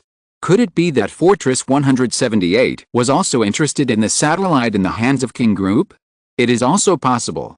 After all, Fortress 178 did not have the ability to launch satellites. But how many people came to Fortress 178? For a while, the situation seemed to be more chaotic. Everyone was surprised, because before this, they never thought that Fortress 178 would be involved in this matter. Including the generals of Fortress 178 themselves thought so. Chapter 635 Jiangsu's Regret. Ren Xiaosu went to school as usual the next day. He had been waiting for Qin Sheng and Lao Li to ask if it was him last night, but Qin Sheng didn't come. But there was no need to ask. When the outer armor appeared, many things had answers. It was as if everyone knew it tacitly. I know it's you, I know you know. It was probably something like this. When Ren Xiaosu entered King University, he could hear students discussing what happened last night on the way. All Ren Xiaosu could do was to get closer and listen. There was a great battle between superhumans in the city last night. Is this the reason why our school is under martial law now? It seems that something big is really going to happen in Los Angeles. But teacher Jiangsu said that these things will not affect the school. I'm more concerned about that superhuman, the one wearing steel armor. I heard that he unilaterally defeated his opponent and directly killed another superhuman. I don't know where this superhuman is from or which force he belongs to. He, said a well-informed student, I have more information than you. I know he is from Fortress 178. The cousin of a friend of mine told him that this person was from Fortress 178 earlier. In the battle to destroy the Zhuang family, he broke a barrier alone. He is as famous as the Devil Whisperer and is registered with all major organizations. As soon as these words came out, there was a burst of exclamations from the side, and Ren Xiaosu was in a very happy mood. So powerful? But why did people from the northwest come to Luo City? Someone asked in confusion. I heard that he is still a teenager, and I don't know how old he is. Such a powerful extraordinary person is actually the same age as Yang Xiaojin. He is powerful, mysterious, and young. These alone are enough to attract the attention of these girls in the school. But I don't think he should be the most powerful, said a boy. Ren Xiaosu raised his eyebrows and was about to interrupt him, but he heard him continue. I still think that the one who brought a maid to save Su Zhi is more powerful, not for anything else, just because he has a maid. The male classmates' words were full of contempt for single dogs, while Ren Xiaosu relaxed and praised himself. When he found the classroom for the first class of the day, Ren Xiaosu suddenly discovered that these classmates of Yang Xiaojin were also discussing what happened last night. These days, there is only so much entertainment life, so people like Li Ren are particularly popular. Every little bit of wonderful thing in life can be talked about for a long time. If you live in a fortress and don't know what big thing happened today, you will be embarrassed to go out. Spreading gossip is basically the main function of the landline in a fortress. Ren Xiaosu thought, if he finds Yang Xiaojin later, she will come back to school and tell her classmates, do you know so-and-so, that's the person I like. Let's see if these classmates are jealous. Just as he was thinking, someone next to him said to him, "Hey so-and-so, what are you laughing at the door for?" Until now, the classmates in the class still don't know what Ren Xiaosu's name is, and Ren Xiaosu doesn't plan to tell them, so Ren Xiaosu calls him that so-and-so. Ren Xiaosu came to his senses and found a seat to sit down. A male classmate next to him asked curiously, "Have you told Zhang Hang about what happened yesterday? We can't get through to him on the phone. Why did teacher Jiang Su call you to the office?" Ren Xiaosu glanced at him and said, "Is it your business?" The male classmate. The classmates next to him all looked at him. Wasn't he quite easy to talk to yesterday? What happened? Is he angry today? But Ren Xiaosu didn't explain anything and waited quietly for class. Jiang Su said yesterday that these people didn't have a good relationship with Yang Xiaojun. If that's the case, Ren Xiaosu would definitely not give them a good face. Jiang Su's class is only 2 per week. Ren Xiaosu listened to other teachers' classes and found that there were 2 more interesting ones. One was modern history, which recorded some things that happened after the disaster. For example, how everyone joined forces to establish a barrier alliance, and then how they split up and fought each other. When the get out of class was over, Ren Xiaosu prepared to go to the cafeteria to eat as usual. It must be said that the food in this university is really cheap. I heard that it is subsidized by King Group. If King was not under martial law, Ren Xiaosu wanted to call Zhou Yingsu and Wang Yuqi to come and eat together. But just when the students were about to rush out of the classroom, Jiang Su suddenly appeared outside the door. Jiang Su smiled and waved to Ren Xiaosu. The whole class was shocked. Everyone knew Jiang Su's habits. If he didn't have classes, Jiang Su would never come to school. After all, he was just a visiting professor and had a lot of things to do in Hope Media. Everyone looked at Ren Xiaosu. What could make Jiang Su care so much about a student? Ren Xiaosu walked out of the classroom. "What are you doing? I don't think you have any classes today." "Okay," Jiang Su interrupted, "I'll take you to the faculty cafeteria. I'll treat you. Do you want to eat?" "Yes," Ren Xiaosu said and followed Jiang Su. A bunch of students were left confused. A girl said, "Teacher Jiang Su just said he would take him out for dinner? It's obvious that they have a special relationship." On the way to the faculty cafeteria, Jiang Su suddenly asked, "It was you who was there last night, right?" "Yes." Ren Xiaosu felt that there was nothing to deny. Jiang Su smiled and said, "Zhang Jinglin, a scholar who is barely able to even tie a chicken, actually chose a transcendent to entrust Fortress 178. It seems that he also feels that the world is becoming dangerous. I heard that you destroyed a Zhong family barrier by yourself. I'm not that good at fighting, and luck also played a big part. Mr. Zhang chose me." Ren Xiaosu said modestly, "Maybe it's mainly because of my extraordinary wisdom." Jiang Su was choked for a long time, and he changed the subject. "What about that steel armor you wore yesterday? No consortium has developed such a thing now, right?" "This is an inorbit from the Li and Yang families," Ren Xiaosu explained. While walking on a quiet path and seeing that there was no one around, he stretched out his hand. Jiang Su watched with his own eyes as the Nanoroba transformed from nothingness into steel-textured hand armor like a phantom. He was surprised. "Are these Nanorobits in your body?" "Yes," Ren Xiaosu nodded. "They rely on bioenergy to replenish energy, and can temporarily replace bones and muscle tissue when injured. They are connected by the body's own neurons, and controlling them is like controlling your own fingers. By the way, you can also get some connections, and there will be absolutely no problem repairing broken bones." Ren Xiaosu said this because he felt it was a pity that a person like Jiang Su was limping. Chapter 636 It's You. After listening to Ren Xiaosu's words, Jiang Su also became interested. "I wonder where to find this nano-robot. You know, Li and Yang have already been destroyed." "Qing," Ren Xiaosu said as a matter of course. "Luo Lan said that Qing has developed it and is already using it." "I know that," Jiang Su said. Qing didn't treat this as a secret. It had been reported in the media and newspapers before. Luo Lan said that everyone knew that Li and Yang had nanorobots. Now that Qing replaced the two, it couldn't be a secret that they had nanorobots. Anyway, it was to strengthen the physical fitness of ordinary soldiers. Moreover, Qing Zhen didn't allow the large-scale popularization of nanorobots. On the one hand, the production was not enough, and on the other hand, he was worried that the soldiers would become dependent on this thing. Many trainings will become very easy to complete. Qing Zhen believes that the most important thing for the army is not strength, but will, an unbreakable will. Therefore, what Li and Yang regarded as treasures was just an ordinary tool in Qing Zhen's hands. Maybe when war really comes to Qing one day, Ren Xiaosu will see large-scale nano-warriors again. But next time, he probably won't hunt these nano-warriors again. Jiang Su continued to ask, so, now only Qing has nano-robot technology? Ren Xiaosu asked in confusion. It's fine as long as it can be used. Do you need me to ask Qing for some nano-robots for you? No, Jiang Su smiled and shook his head. Why? Ren Xiaosu was even more confused. Don't you want to move freely?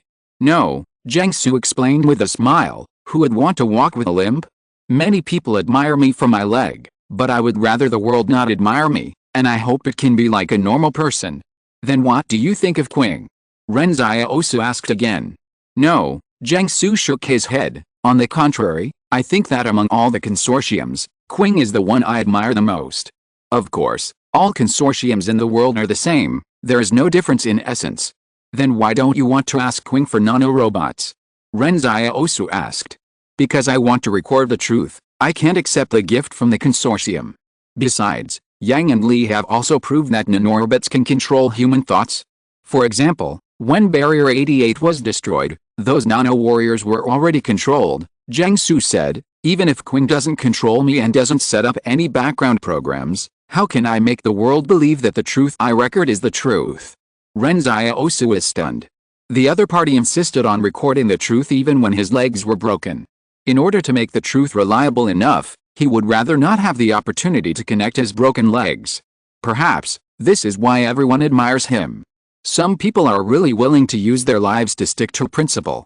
There are so few such people, so few that they seem to have their own light. Therefore, if Qing is the only one in the world that can produce nanorobots, then even if Ren Xiaosu takes a nanorobot from himself and gives it to the other party will not be willing. Because Jiang Su wants to avoid suspicion, how can others know where your nanorobot comes from? Jiang Su patted Ren Xiaosu on the shoulder. You are also part of the truth. At least when you become the commander of Fort 178 in the future, I can record what the 7th commander of Fort 178 looks like. Maybe you haven't realized it yet, but you will also become a part of this history and will never be submerged in the long river of time. Is the truth so important? Ren Xiaosu asked in a low voice, but what if everyone doesn't care what the truth is? Jiang Su laughed and continued to walk towards the cafeteria. That's their business. Although Ren Xiaosu also began to admire Jiang Su a little, he was not polite at lunch. He ate until Jiang Su was stunned, then he patted his stomach and asked if they would have lunch together tomorrow. Jiang Su said that he would not come to school before the next class. The chef of the faculty cafeteria was stunned, thinking that teacher Jiang Su was really kind and even brought poor students to eat. In the evening, Ren Xiaosu quietly left the library, passed a martial law sentry post and came to the outside of the school, then walked all the way, crossed more than 10 streets, and walked towards a hidden house. This is the place Qin Sheng and he agreed to meet, in order to have a night's dinner. When entering the barrier before, Qin Sheng said that he had made an appointment with Su Ke, the current helmsman of Qing, to have dinner together, just to make friends. Ren Xiaosu originally planned to stand Qin Sheng up, but he didn't expect Qin Sheng to call him 7 times a day. There was no way he would not give even this little face when someone invited him to dinner, and he was not a big shot. The house was not prosperous, and there were not many people inside. Ren Xiaosu knocked on the door a few times. Qin Sheng opened the door and took him in. There were only 4 people in the house, Qin Sheng, Lao Li, and an unknown person cooking in the kitchen. The last person was stunned when he saw Ren Xiaosu. Is it you? Ren Xiaosu was also happy. It's you. Zhang Qingxi was the knight that Ren Xiaosu had seen by the east lake of Fort 73. At that time, Ren Xiaosu was running by the east lake, and the other party persuaded him to leave. Ren Xiaosu still clearly remembered that Zhang Qingxi wanted to persuade those antis who were dancing in the square to leave, but was hit by the antis. It was not until this moment that Zhang Qingxi realized that Ren Xiaosu was also in Fort 73 at that time. But Zhang Qingxi was a little confused. You were also in Fort 73 at that time, and the person with the white mask was you. Just a little clue, Zhang Qingxi immediately thought of Ren Xiaosu. In the Battle of East Lake, Lao Su, who was wearing a white mask, was killing everyone, But Ren Xiaosu seemed to have disappeared, and no one paid attention to him. These are all suspicious points. Old Li and Qin Sheng also looked at each other. You know, when they were guarding barrier number 74, the white mask also appeared, and Ren Xiaosu happened to be there. Some things, you can't stand thinking about it carefully. Ren Xiaosu said, "It's not me, it's really not me. Don't worry, we knights have our own principles. We won't reveal your identity, and you're here to help again this time. We won't betray our friends," Zhang Qingxi said. Ren Xiaosu said innocently, "It's really not me." "Then where did you go that day?" Zhang Qingxi stared at Ren Xiaosu. "Oh," Ren Xiaosu lied with his eyes open, "you persuaded me to leave at that time. I went back and thought about it carefully and felt that you were right, so I left." Zhang Qingxi was speechless. "Are you kidding me?" Exclamation mark. At this time, Su Ke came out of the kitchen wearing an apron. He smiled and said, "Don't argue about this kind of thing for now. Wash your hands and prepare to eat." "Hello, I'm Su Ke." Ren Xiaosu is stunned.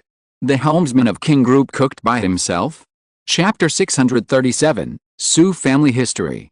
Ren Xiaosu had heard of Su Ke's name many times. As the helmsman of King Group, it was normal for him to be famous all over the world. But in his opinion, the leader of a consortium should be a high-ranking person. Ren Xiaosu didn't like dealing with such people, so he wanted to stand Qin Sheng up. Yang had also invited him to a dinner party, but that dinner party made Ren Xiaosu lose interest in all dinner parties from then on. The so-called games of the upper class were not worth mentioning in Ren Xiaosu's eyes. However, Su Ke now wore a casual gray wool sweater and a plaid apron. He held a plate of fish-flavored pork shreds in one hand and a spatula in the other. He looked only in his 30s, which was considered very young. This image did not look like the leader of a consortium at all, but more like a good man who lived at home. Qin Sheng introduced Ren Xiaosu to Su Ke. "This is the Ren Xiaosu I mentioned. Nice to meet you, please take a seat, I'll bring the food over," Su Ke said. "Because of confidentiality, the place we chose is relatively hidden, and there are no top-quality ingredients, please don't mind." "Very good." Ren Xiaosu looked at the fish-flavored pork shreds in front of him, which looked very appetizing. Qin Sheng said on the side, "You're welcome. This is the secret gathering place of the Knights organization, and Brother Su Ke usually cooks." At this time, Lao Li was rummaging through the boxes and cabinets to find something, and Su Ke wondered, "What are you looking for?" "Looking for the wine you hid in the house," Lao Li said. "Have you forgotten?" Su Ke was at a loss whether to laugh or cry. "You and Qingxi drank it all last time, and I can't drink now. Drinking will only make things worse." "Ahem," Zhang Qingxi said, "he drank more, I only drank a little." After several people sat down, Su Ke picked up the teacup and raised it to Ren Xiaosu. "Thank you Brother Xiaosu for coming to help when Luo City was in danger. I wanted to offer you a glass of wine, but I have to stay sober at the moment, so I'll drink tea instead of wine as a token of my respect." After saying that, Su Ke drank the tea in one gulp. Ren Xiaosu asked curiously, "What exactly is the cause of this crisis? It's not like a consortium wants your satellite and comes to your door, right? The cause of the incident is actually the Su family's control over King," Su Ke explained calmly. "You should have heard the rumors. We are looking for the heirs of the major shareholders. In fact, my Su family only holds 3% of King Group's shares, and the rest belongs to the major shareholders." "I know that," Ren Xiaosu asked puzzledly, "but what does this have to do with the crisis?" "My Su family's ancestor was called Suen Yuo. He followed the founder of King to conquer the world. This line has always been an only child. We also abide by the family motto of our ancestors and don't covet things that don't belong to us," Su Ke sighed. "This is considered a family shame. Although our line has no unrealistic thoughts, some relatives are unwilling." As Su Ke explained, Ren Xiaosu realized that Su Ke and his father's line had always only taken 3% for themselves, and all the remaining money was invested in the operation of King Group. The Su family was in power, and gradually some of the Su family's relatives began to hold important positions in King Group. At the beginning, everyone performed well, but over time, these people actually regarded King Group as the Su family's own property, and many people persuaded Su Ke not to look for any major shareholder heirs. For so many years, it was the Su family who took care of King. Considering the credit and hard work, King should belong to the Su family. Some projects have even become hereditary positions for some relatives. In the past, the capable ones took over, but now the father dies and the son takes over, regardless of whether the son is capable or not. When Suke found that his relatives had such signs, he immediately began to eliminate internal hidden dangers to prevent these relatives from defeating King in his hands. In this family struggle, Suke still won. After all, the night was on Suke's side.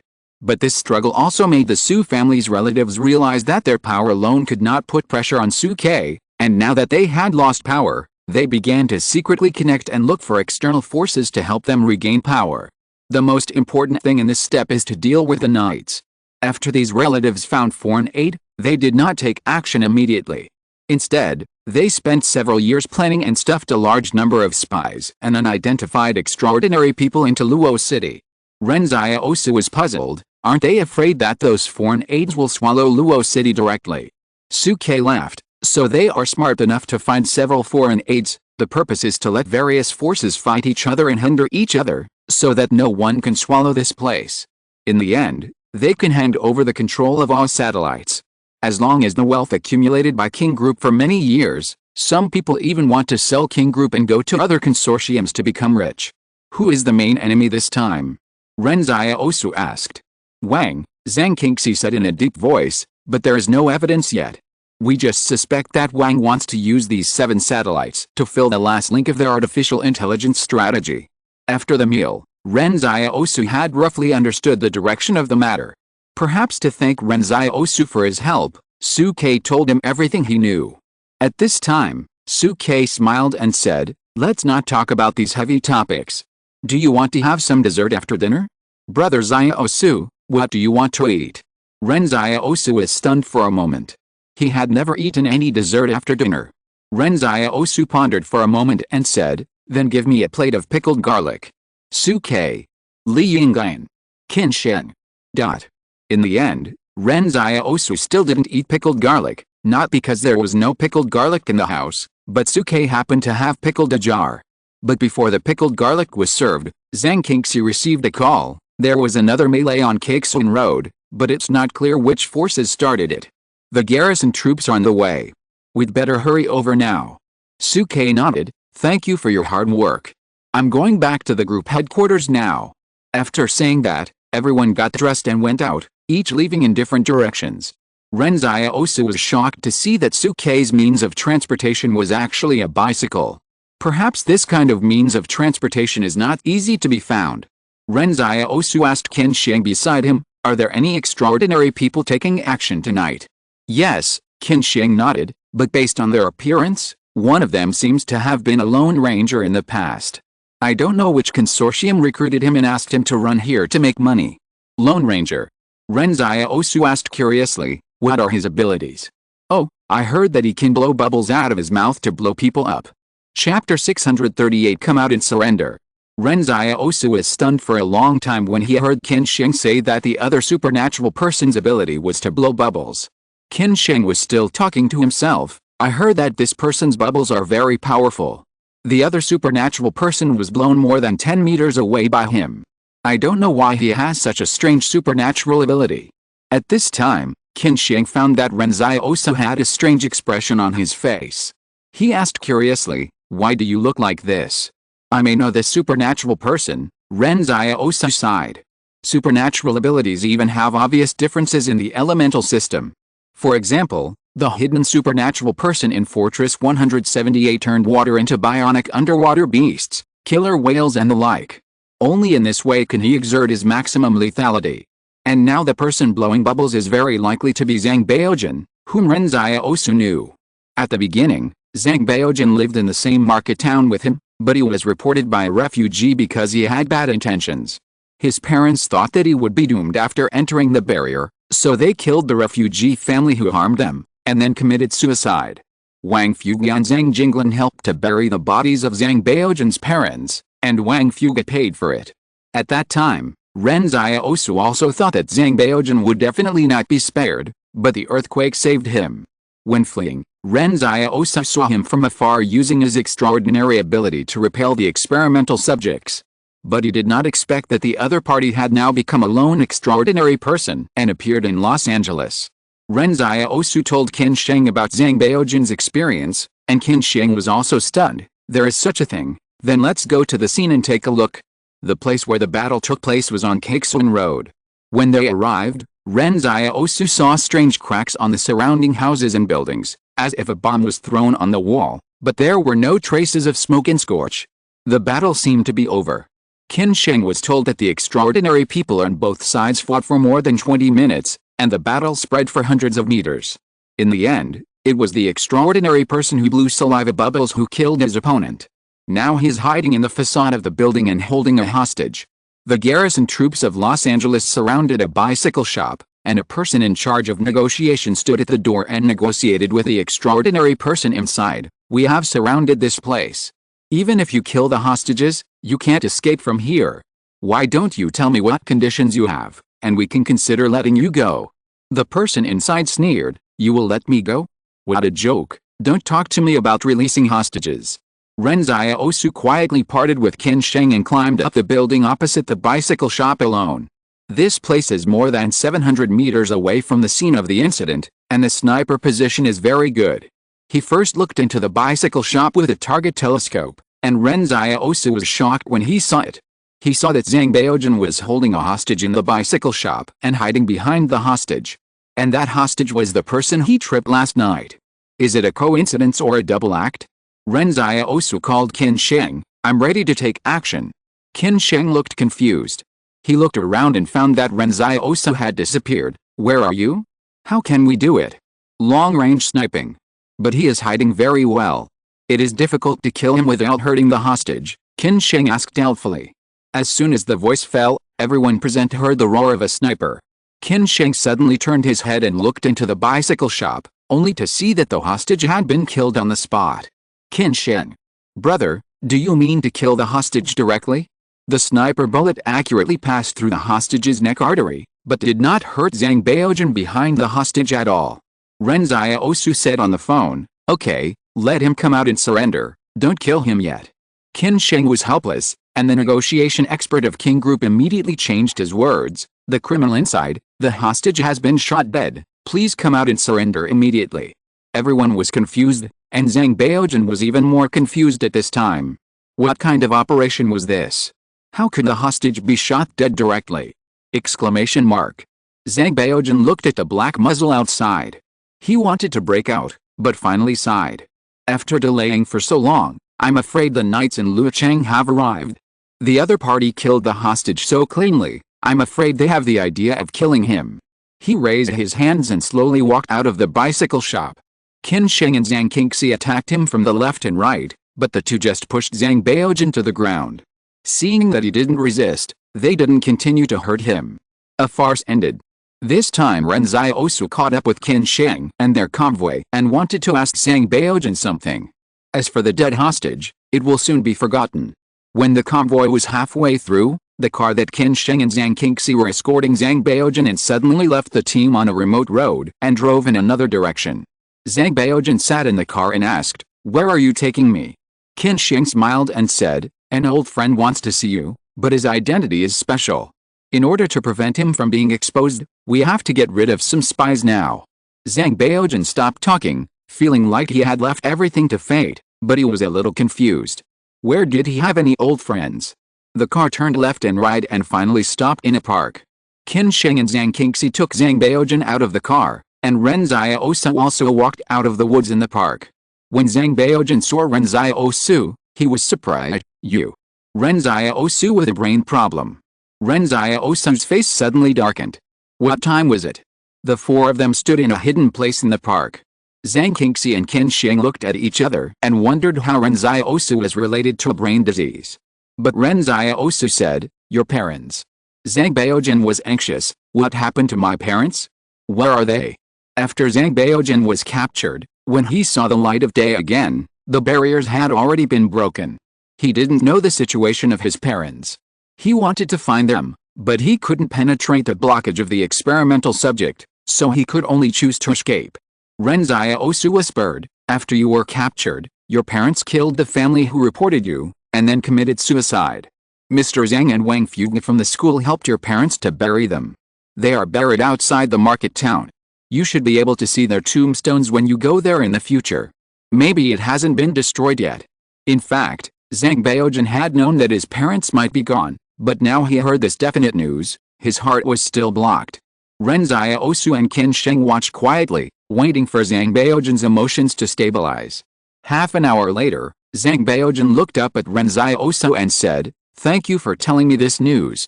You can ask me anything you want to know, and I can answer you all." Chapter 639 Orphanage. I heard that you are a lone supernatural being. Why did you join this melee? Ren Xiaosu asked, "Who ordered you, and who did you kill?" Zhang Baojun thought for a while and said, "I don't know the identity of the employer. I only know that Scarface from Los Angeles asked me to come to Caixuan Road to kill someone. The other party will appear in a restaurant, wearing a black top and gray shoes. Scarface is a famous broker in the underground world in Los Angeles, specializing in some middleman business. It seems that Zhang Baojun and Scarface have cooperated more than once or twice. This matter is not difficult to verify. It is not difficult for Qin Sheng and others to find Scarface. However, Zhang Qingxi felt that Scarface might not know who the employer was. You mean, you just accepted an assassination mission, so you came to kill him? Zhang Qingxi asked in confusion. I've seen the battle scene. You weren't very cautious when you took action, and you didn't look like a serious professional killer. And you didn't seem to expect that the other party would be an extraordinary person. I really didn't expect it, Zhang Baojun said. I'm really not a professional killer. I only do this kind of work when I can't make ends meet. If I didn't need to buy winter cotton padded clothes this time, I wouldn't take the risk in Los Angeles. When everyone heard Zhang Baojun say that he killed someone because he needed to buy cotton padded clothes, they didn't know what expression to make. Killing an extraordinary person for a cotton padded clothes? Zhang Qingxi looked at Zhang Baojun carefully, and he found that Zhang Baojun was very shabby, all of which were cheap goods. Then how did you get into Luocheng? Zhang Qingxi asked. Now that the control is so strict, you must have someone's help to get in, right? Who helped you? This time it was Zhang Baojun's turn to be surprised. I have been in Luocheng all the time. I came here a few months ago. I was recruited into the city like other refugees.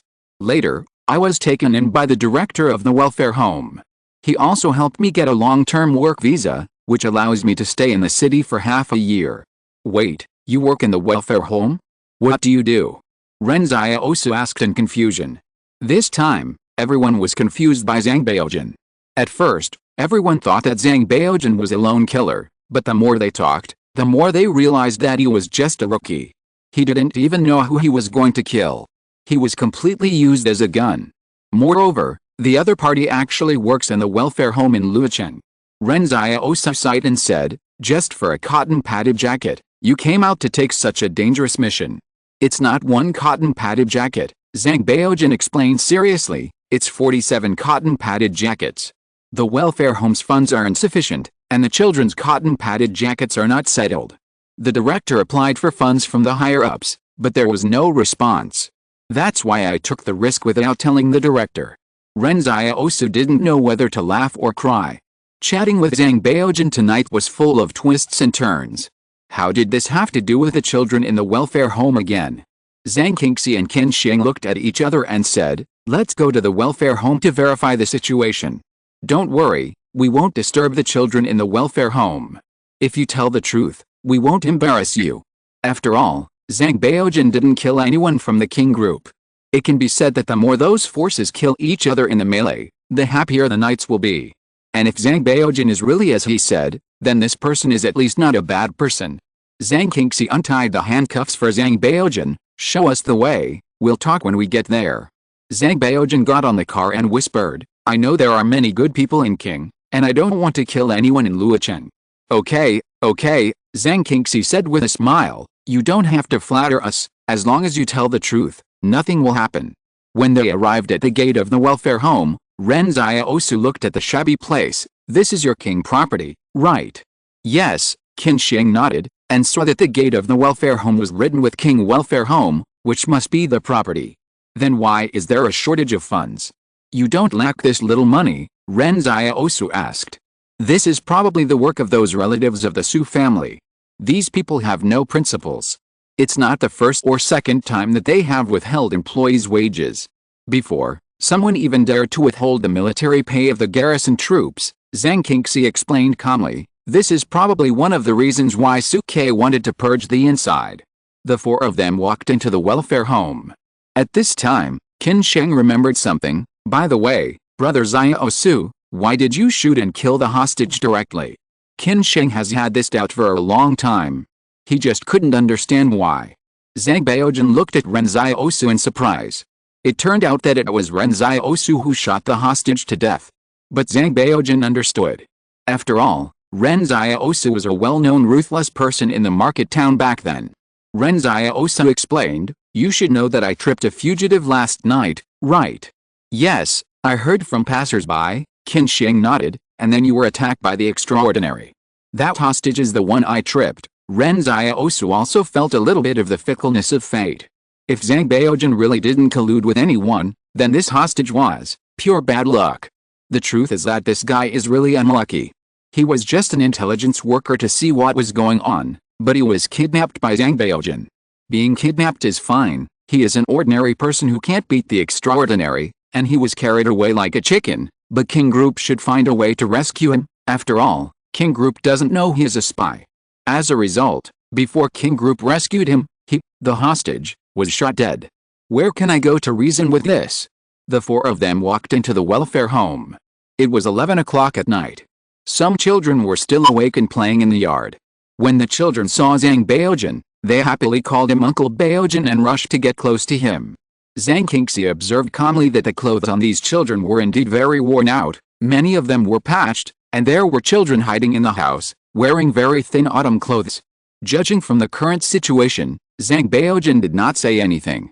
A little child looked at Zhang Baojun eagerly. Uncle Baojun, didn't you say you were going to buy a cotton padded jacket? Did you buy it? Zhang Baojun looked embarrassed. I'm sorry, I didn't buy it today. I will go out and look tomorrow. Seeing that the child was a little disappointed, Zhang Baojun smiled and said, let me blow a bubble for you. As he said that, Zhang Baojun blew a saliva bubble, and the bubble turned into a little white horse with wings in the air. The children chased the white horse and ran away. Zhang Qingxi asked, as a superhuman, are you willing to be a caregiver in an orphanage? In fact, my purpose for coming to Los Angeles is not simple, Zhang Baojun whispered. I just wanted to sneak into the barrier to kill someone and complete the mission. As a result, after sneaking in as a caregiver, I wanted to tease the children I saw. It wasn't until an autistic child saw Bubble and smiled that I suddenly thought of staying. There's nothing special about superhumans. Maybe the meaning of my ability is not to kill people. Chapter 640 Unexpected. Just because Zhang Baojun accidentally made an autistic child laugh with saliva bubbles, he, as a superhuman, decided to stay in the welfare home. This is probably unimaginable in the eyes of many superhumans. But who stipulates that superhumans must kill people to dominate the world? Maybe superhuman abilities should have other uses. People in this world are never carved out of a template. Ren Xiaosu wanted to use his abilities to protect his relatives and friends, and Zhang Baojun felt that the most brilliant moment of his ability was to make autistic children laugh. What's wrong with that? Zhang Qingxi went into the kitchen of the welfare home and took a look, only to find that there was not even any decent ingredients in the kitchen. Zhang Baojun explained, King Group allocates 6,000 yuan to us every month, but you know, there are so many children here, 6,000 is not enough, and we don't want to see these children suffer. Most of the children here are sick, either born with internal organ defects, or personality defects such as autism. The children's parents throw them at the door and never care about them again. Qin Sheng looked at the group of children and said coldly, in the inner city of Luocheng, there is such a desolate welfare home. What kind of welfare home is it? It's better to call it a suffering home. Where is the director? Please come out for a moment. I want to verify with him who caused these situations. There are only 2 caregivers in the welfare home, one is Zhang Baojun, and the other girl is telling stories to the children in the room, but the director has never shown up. At this time, Zhang Baojun went in and called the director out, but the moment he saw the director, Ren Xiaosu was stunned. Nonsense. Ren Xiaosu was so shocked at that time. To be honest, he really didn't expect to see nonsense here. He was surprised before that Li Shenton mentioned Si Liren but not Hu Shuo. He never expected that Hu Shuo would become the director of the welfare home in Luocheng. You know, this was the former intelligence chief of the Li family. How could you be so honest and be the director of the welfare home? I don't know how Hu Shuo became the director of the welfare home. It seems that he has been there for quite some time. However, Ren Xiaosu did not expose Hu Shuo's identity. He just watched Hu Shuo complain to Qin Sheng and Zhang Qingxi. His acting was so perfect that Zhang Qingxi and Qin Sheng didn't think much about it. At this moment, Ren Xiaosu suspected that Hu Shuo instructed Zhang Baojun to kill people deliberately, and then use the tragedy to attract people from King Group to improve the treatment of the welfare home. When Zhang Baojun hijacked the hostages before, there was one thing that made Ren Xiaosu suspicious, that is, Zhang Baojun gave up resistance too easily. However, only in this way could he survive the interrogation stage without being seriously injured, and then tell the knight why he wanted to kill people. One has to figure out the knight's style of doing things before he dares to do such a thing, and a person like Hu Shuo does have such conditions. If this is true, then the last thing Hu Shuo expected was that Ren Xiaosu would appear here. Qin Sheng and Zhang Qingxi assured Hu Shuo that they would thoroughly investigate the matter tomorrow, and that the funding for the welfare home would be allocated by the staff of their Knights organization in the future, and would no longer belong to the Los Angeles civil affairs system. Hu Shuo was grateful and said that the Knights were all kind angels, which made Zhang Qingxi and Qin Sheng blush and fled. Ren Xiaosu did not leave, but told Qin Sheng that he wanted to reminisce with Zhang Baojun. When the gate of the courtyard was closed, he saw Hu Shuo looking at him with a smile. "Why don't you expose me? What good will it do for me to expose you?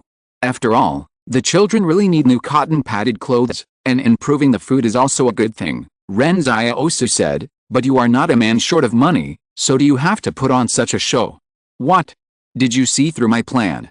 Hu Shuo laughed cheerfully. "Just a small test to see if the knight is really as upright as the legend says." Ren Xiaosu looked at Zhang Baojun unhappily. "You are so bold that you dare to act in such a play." Hu Shuo laughed. "He is not acting, he really doesn't know." At this moment, Zhang Baojun widened his eyes and looked at Hu Shuo and Ren Xiaosu. "You knew each other before, Dean, you." Ren Xiaosu understood that Hu Shuo mainly wanted to test Zhang Baojun. No one would be at ease if such an extraordinary person said that he stayed in the welfare home to take care of the children. Hu Shuo patted Zhang Baojun on the shoulder and said with a smile, "Go and look after the children. I'll talk to Ren Xiaosu." After Zhang Baojun left, Ren Xiaosu asked curiously, "Are you going to use Zhang Baojun?" Hu Shuo sighed. "This child is like a rough jade. I can't bear to use him." "Then you want to use these children in the welfare home?" Ren Xiaosu suddenly guessed that if Hu Shuo stayed here and trained these helpless children, he might be able to train a group of intelligence elites in a few years. Ren Xiaosu had taken Hu Shuo's class, so he knew Hu Shuo's ability very well. He was an expert in training talents. Hu Shuo continued, "I came here before, just as you imagined. On the one hand, I wanted to hide my identity and live in seclusion in the city. On the other hand, I hoped to provide fresh blood for my intelligence network. But after getting along with them for a long time, I didn't have that mind anymore. They're all miserable people. Why bother to go through those hardships again?" "Okay." Ren Xiaosu felt that Hu Shuo's words were sincere. He asked curiously, "Where's Li Shenton? You still mention this? I get so angry when I mention it. Yang Xiaojun has been chasing him for half a month, and now he has gone to the south to wait for the typhoon in a disgraced state." Hu Shuo said unhappily, "Why is your girl so angry?" Ren Xiaosu held it in for a long time and said, "She deserves it. Do you think what you are saying is human?" Hu Shuo said. Since he knew Yang Xiaojun was at King University, why didn't he just tell me directly? Ren Xiaosu was also unhappy. "Do you have any news about Yang Xiaojun now?" "No." Hu Shuo shook his head. "That girl is also elusive. It's not easy to find her, but since you have shown the outer armor in the city, this news will definitely lead her back." Ren Xiaosu nodded. In fact, he no longer hid his whereabouts and directly used the outer armor, hoping to pass the news through various forces to let Yang Xiaojun know that he was here.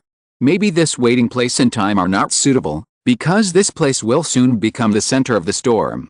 But Ren Xiaosu didn't care about the upcoming danger. Before he saw Yang Xiaojun, no one could do anything to this barrier. If you're listening to this novel on a channel other than Fanfic World, it means they downloaded and uploaded it without effort. We cordially invite you to visit our channel, Mundo Fanfic Novelist. There you'll find the original version of this story, and you can explore many other novels of various genres. We're waiting for you to immerse yourself in a world of incredible novels. Chapter 641, A Touch of Humanity in the Chaos.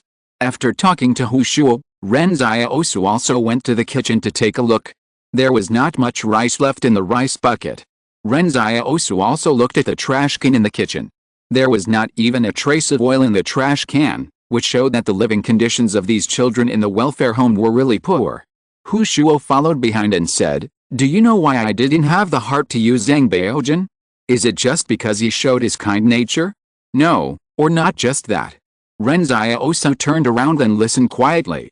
Hu Shuo continued, "In fact, Zhang Baojun himself was also a child. He had never really seen what the world was like, so he was locked up in a mental hospital by the Qing family. Fortunately, the Qing family was one of the more merciful ones in the consortium. They just observed their condition and did not hurt them. When Zhang Baojun came here, he was also penniless.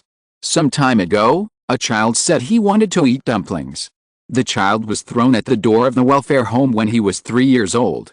Now he is 12 years old and only remembers a kind of dumplings with celery and pork flavor. That is his only memory of his original home.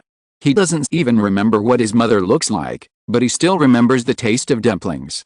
Zhang Baojun didn't have any money, so he went to the vegetable market to pick up celery leaves that others had thrown away, and asked the butcher to give him some fat meat that others didn't want. I don't know how he did it, but the other party really gave him some," Hu Shuo said with a smile. The welfare home was like Chinese New Year that day. Later, Zhang Baojun went out to do odd jobs, helping people wipe cars and so on to earn a little money, and then every time he made money, he bought meat back for the children to eat, but he himself didn't taste a bite. This time, if the amount of money needed for the cotton-padded clothes wasn't so high, and if the child's hands hadn't already had frostbite, he probably wouldn't have taken the risk of killing. Do you know what I value most about him? After he got here, he really wanted to cut off his past murderous nature and take good care of the children. He also wants to eat meat, but he can be happy watching the children eat," Ren Xiaosu said. "Don't you have money? Why don't you buy things for the children?" Hu Shuo looked at Ren Xiaosu and said, "Don't mention this to me. The kid from the altar took so much gold, but he didn't give me any.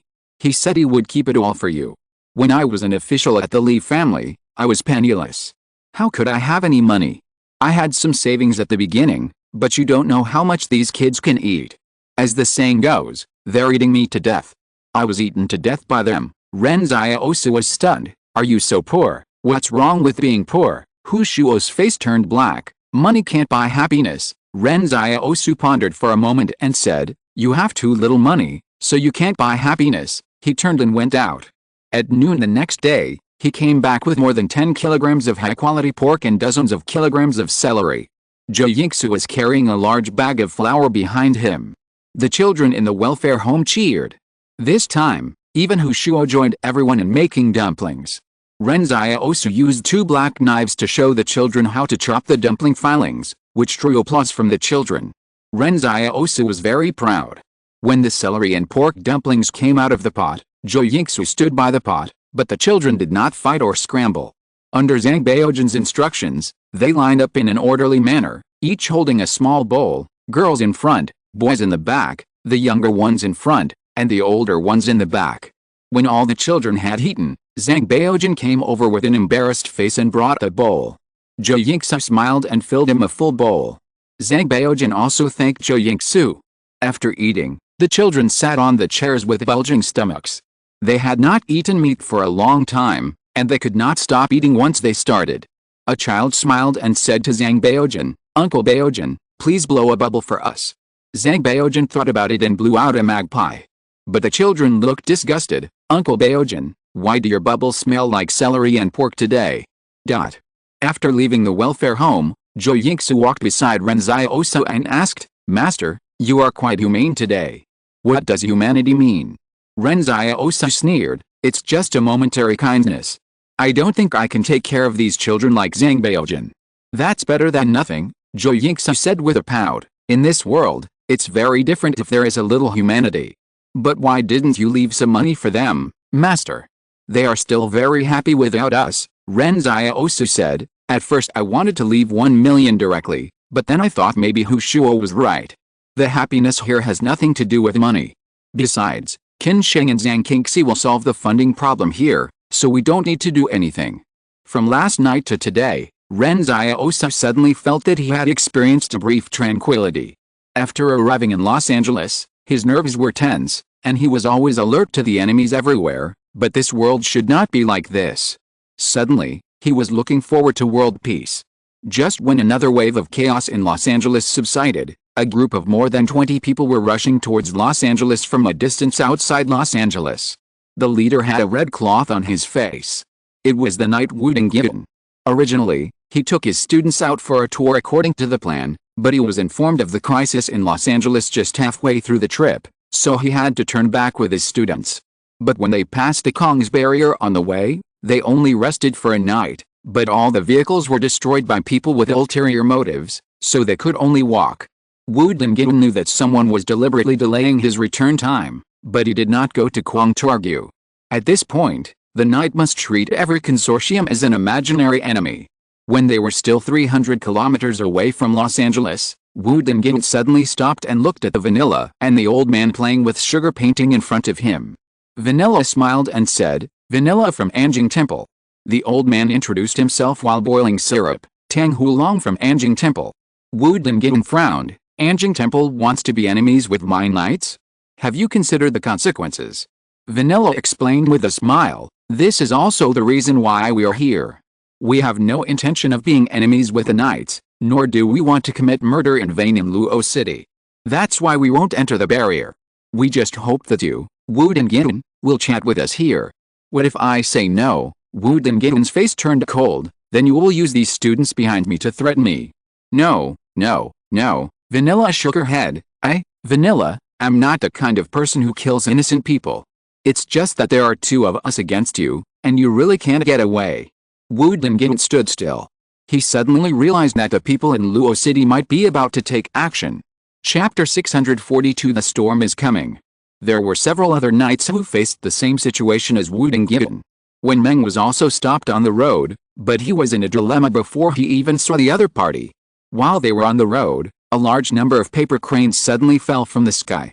When the students of King University behind him saw the paper cranes, their first reaction was to cheer and jump for joy. They didn't know why such a wonderful paper crane would fly here. Only when Meng's face changed. He didn't expect that the master of Anjing Temple would come in person. He asked loudly, "Does Anjing Temple also want to take my king satellite?" But no one answered him. The paper cranes landed on the students' shoulders and occasionally used their mouths to tidy up their wings, as if the paper cranes really had feathers. When Meng said to the students in a deep voice, "Don't touch them," it was too late. A student had already reached out to the paper crane on his shoulder out of curiosity. When his finger touched the paper crane, he immediately cried out in pain and retracted his finger. The finger was bleeding profusely and was scratched by the edge of the paper crane. When Meng went to check it out, fortunately, it was just a scratch. The other party was warning him not to act rashly, but he had no intention of killing anyone. The Lord of Anjing Temple is still a very mysterious figure. No one knows what kind of person he is. They only know that his extraordinary ability is 1,000 paper cranes. When Meng frowned, he understood that other knights who went out to travel were probably facing such a situation. Abandon the students and go straight to Luocheng? When Meng was a little embarrassed. He didn't know whether the other party would really kill the students. He took out the satellite phone and called Li Yingyan. "I was intercepted by Anjing Temple, and there are more than 20 students around me." Old Li responded, "Then let's stalemate with them. In fact, it's a good thing that they don't come to Luocheng. At least in this way, some battlefields will not be in the barriers. Outsiders may not care about the rise and fall of Luocheng, but Old Li and his friends have grown up here since childhood, and of course they hope that Luocheng will not be destroyed. So if everyone starts a war in the fortress, who knows what kind of losses the fortress will suffer. Since the other side chooses to delay the knights in the wilderness, let's take a step back and let them stalemate in the wilderness. The rest depends on Lali and his team." The things in Luocheng were originally secretive, and many people didn't know that Luocheng was now at the center of the vortex. But slowly, more and more people began to pay attention to this place. So no one noticed that a team of elites from the Spark Company suddenly set off to the northern grassland. These elites of the Spark Company acted extremely cautiously, and even did not bring supplies and entourage. Everyone in the team was a warrior above the T3 level, and there were 10 T4 level commanders alone.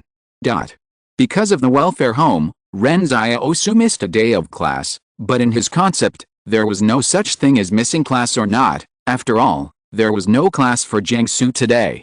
But Zhang Hang was miserable. Their class was full of classes today, 4 classes a day, and 4 teachers took roll calls in class, and Zhang Hang seemed to have disappeared. The classmates wanted to tell Zhang Hang the bad news, but the phone was still unreachable. It wasn't that Zhang Hang hid himself, but Qin Xiang cut off the phone line at his cousin's house so that his happiness could last a few more days. After all, Ren Xiaosu is still using his cousin's student's ID card. If Zhang Hang let it slip in a hurry, that would not be good. The next day, Ren Xiaosu went to class. The second major class was Jiangsu's Social Humanities and Politics class. As usual, the students asked questions. But this time, no one asked about current events related to politics, but directly asked about what happened in Los Angeles. You know, in just 3 days, there have been 2 fierce battles between extraordinary people, and the students couldn't figure out why. A girl asked, "Teacher, what happened in Los Angeles? You said before that it wouldn't affect us, right?" Jiangsu said on the stage, "I hope that our students will not think that they are completely safe. Everything I say now may cause you to panic, but one classmate is right. Although this is an ivory tower, the perpetrators don't care about this." Everyone was stunned. Which classmate said this to Jiangsu? Jiangsu smiled and said, "That's what Zhang Hang said." All of a sudden, the whole class turned their eyes to Ren Xiaosu, and Ren Xiaosu looked at Jiangsu speechlessly. What was this old man doing? Why did he suddenly point him out? This made the classmates a little confused. Jiangsu had come to have lunch with Ren Xiaosu before. Did Jiangsu admire this guy? But the other party was just here to help deal with the idle people in society who were named. At this time, Jiangsu continued, "I suggest that all students, if you find someone committing a crime on campus, run to the direction of the garrison troops under martial law as soon as possible. Although the strength of the garrison troops may not be enough, it is at least better than you running around blindly." Jiangsu went back and thought carefully, and decided to listen to Ren Xiaosu's advice. He no longer just asked the students to focus on studying, but taught them how to avoid danger in this melee. These words from Jiangsu's mouth undoubtedly brought some depressed emotions to the students, but Jiangsu felt that these students should know these things. In fact, what Jiangsu wanted to say was that if you encounter someone committing a crime on campus, just run to Ren Xiaosu, but he couldn't say that. "Teacher," a male classmate suddenly asked, "I saw in today's Hope Media newspaper that the criminals were arrested last night by shooting the hostages dead first. Is this true?" Jiangsu smiled and said, "It's true." As he spoke, his eyes drifted towards Ren Xiaosu intentionally or unintentionally. He only found out this morning that the person who shot the hostage dead was Ren Xiaosu. But he couldn't tell the students about this. However, Jiangsu explained, "There is also a problem with that hostage. You all know that the day before yesterday, a supernatural person tripped a fugitive, and this fugitive was the hostage who was shot dead." The students were stunned. There was actually such a thing. After class, Jiangsu waved to Ren Xiaosu again, "Zhang Hang, let's have lunch together." The students watched Ren Xiaosu and Jiangsu walk out silently, and they didn't know how to react. They couldn't accept that a social idler was so valued by teacher Jiangsu. Jiangsu and Ren Xiaosu were walking on the road. He asked Ren Xiaosu, "I heard that you didn't come to school yesterday." Yet, Ren Xiaosu told him about the welfare home. But just as he was talking, an explosion was heard from a very far place. Judging from the propagation of sound, it should be more than 5 kilometers away from the school. Then, the screams and wails of students were heard on the campus. Ren Xiaosu turned his head suddenly and saw that some students began to run around. Ren Xiaosu and Jiangsu looked at each other, and the real melee began. Chapter 643 The Mysterious Supernatural Being. Before today, all the violent acts were more like a test, sporadic, and did not pose any threat to the foundation of Lucheng. Just like the time when Zhang Baojin killed someone, it was just that someone hired him and used him as a gun. Perhaps someone wanted to see the reaction speed of the garrison in the nights, so such a thing happened. But now it is different. The whole fortress seems to be premeditated, and there is chaos everywhere. This is the real killing time. Ren Xiaosu frowned and said, King University doesn't have what they want. Why would they kill people in King University? And why did they choose to do it in the daytime? This is probably just an act to disrupt King's vision. These people haven't really done anything yet. Jiang Su said, I think the same as you. It's still 5 hours before the sun sets, but the most critical moment is probably at night. Go save those students, they are innocent. After speaking, Jiang Su saw Ren Xiaosu rushing towards the place where the chaos broke out. The crowd of students was fleeing in all directions. Perhaps what Jiang Su said in class before had an effect. After the chaos began, the students in that class began to take the lead and flee in the direction of the garrison troops, and on the way they fled, they called on other students to follow them. However, the other party planned very carefully. Before they escaped to the martial law area at the gate where the garrison troops were located, bandits rushed out from all directions and drove them away in a regular manner, and finally drove most of them into the number 11 teaching building. At this time, Ren Xiaosu suddenly rushed into their encirclement, but the bandits did not think much about it. They just thought he was a panicked student and drove him into the teaching building together. Ren Xiaosu did not choose to act immediately because the students here were too dense. Even stray bullets in the battlefield could kill a group of students, so he planned to wait for an opportunity. There were about dozens of bandits, and they did not want to control all the students in the school. The controlled students were only hundreds of people, which was convenient for control. Then, the entire teaching building was controlled by armed bandits, who then drove the students into a lecture hall and locked them up. With a black muzzle of the gun pointed at them, the students did not dare to resist at all, and were as obedient as sheep for the bandits to drive them. The students in the entire teaching building were all crowded in this classroom in panic. They did not know when these bandits entered the campus, and why the garrison troops did not react at all. Some students saw through the window that each of the bandits outside was wearing a mask, and they would not kill anyone after the bandits searched the entire building, but just locked them up like this. These bandits seemed to have a plan, and immediately dismantled the tables and chairs in the classroom and piled them all at the 4 entrances of the teaching building. Then, after these bunkers were built, the bandits even set up heavy machine guns inside. When the garrison troops arrived, these well-trained bandits had already completed the blockade of the entire teaching building, and even built bunkers on the roof. Although the situation behind the bunkers could not be seen clearly, there must be bandits occupying the commanding heights there, and equipped with heavy firepower. The garrison officer looked around and found that the location chosen by these bandits must have been premeditated, because the tallest building in the entire King campus was the number 11 teaching building. The other teaching buildings were only 5 or 6 stories high, while the number 11 teaching building was newly built and had 8 stories. Therefore, even if the garrison snipers came, all other suitable sniping positions were within the shooting range of these bandits. If someone climbed to the roof of other buildings, they would only be used as targets by these people. Moreover, the location of the number 11 teaching building was very clever from the various martial law sentries, and the garrison troops could not react in time. It was not until the bandits completely controlled the entire teaching building that the first batch of garrison troops rushed in a hurry. A King University is really too big. No matter how you defend it, unless you station a whole army here, it is impossible to defend it. But a large number of troops are stationed here. What about other places in Luocheng? It can only be said that there are too many people with ulterior motives in Luocheng. The officers of the garrison thought that these people must be professional soldiers. If they were not professional soldiers, they would not have such strong coordinated combat capabilities.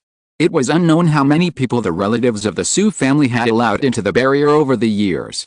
It was really a headache.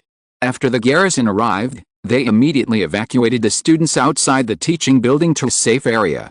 The entire teaching building was blocked far away, and roadblocks and defensive bunkers were set up. Suddenly, the communication equipment was connected, and Lao Li's voice sounded, "There should be one of our extraordinary people on campus at this time. If he takes action, you must fully cooperate with him. He is not one of our knights, but an external aid. With him, you should be able to end the crisis quickly." The soldiers of the garrison were surprised that Lao Li praised the extraordinary person so much in his words. "Can you tell me about his characteristics, or ask him to quickly join us here? Up to now, we have not seen any extraordinary people come to help." Lao Li was obviously stunned. Wasn't Ren Xiaosu in the school at this time? The officer whispered, "Sir, will he just leave?" "Impossible." Lao Li frowned and said, You should follow your plan first and wait for him to show up. Remember, if he makes a move, you must cooperate. Received, the garrison officer replied, but he was a little puzzled as to why Li trusted an outsider so much to successfully resolve the current crisis. There was no other way. The garrison could only start to formulate a rescue plan. A soldier looked at the number 11 teaching building and said, "Sir, that extraordinary person won't be locked up in the teaching building." The garrison officer was stunned. He looked at the number 11 teaching building and thought that this was really possible. Before the garrison could formulate a detailed rescue plan, a loudspeaker in the teaching building shouted, "Notify King Group that we must gain control of the 7 satellites before dark, otherwise we will kill the students every minute." Ren Xiaosu thought in the lecture hall, these people are really stalling for time, otherwise why not do it now, but wait until dark? Normally, after the bandits have taken control of the situation, they should have made strong demands, but now these bandits have given the King Group 5 hours. More and more garrison troops began to gather at various chaotic locations. There were as many as 3 incidents in the entire fortress where bandits had held a large number of hostages, similar to the one before them. Ren Xiaosu didn't know where the other 2 places were. He felt that since the other party had planned it carefully, the locations where the hostages were held might also have hidden purposes. At this time, the people in the lecture hall were in panic. Some students were already crying. A female classmate sobbed in a low voice, "Will the night come to rescue us?" Ren Xiaosu, who was in the lecture hall, observed the outside through the window and answered casually, "They will definitely come to rescue us, but I heard that they encountered someone holding hostages yesterday and shot the hostages on the spot first." Suddenly, the crying in the classroom became more boiling. "Aren't they hostages now?" Update. Chapter 644. These bandits are finished. As soon as the students started crying in the classroom, the robbers outside came in with guns drawn. The robbers said coldly, "If you want to cry, cry now.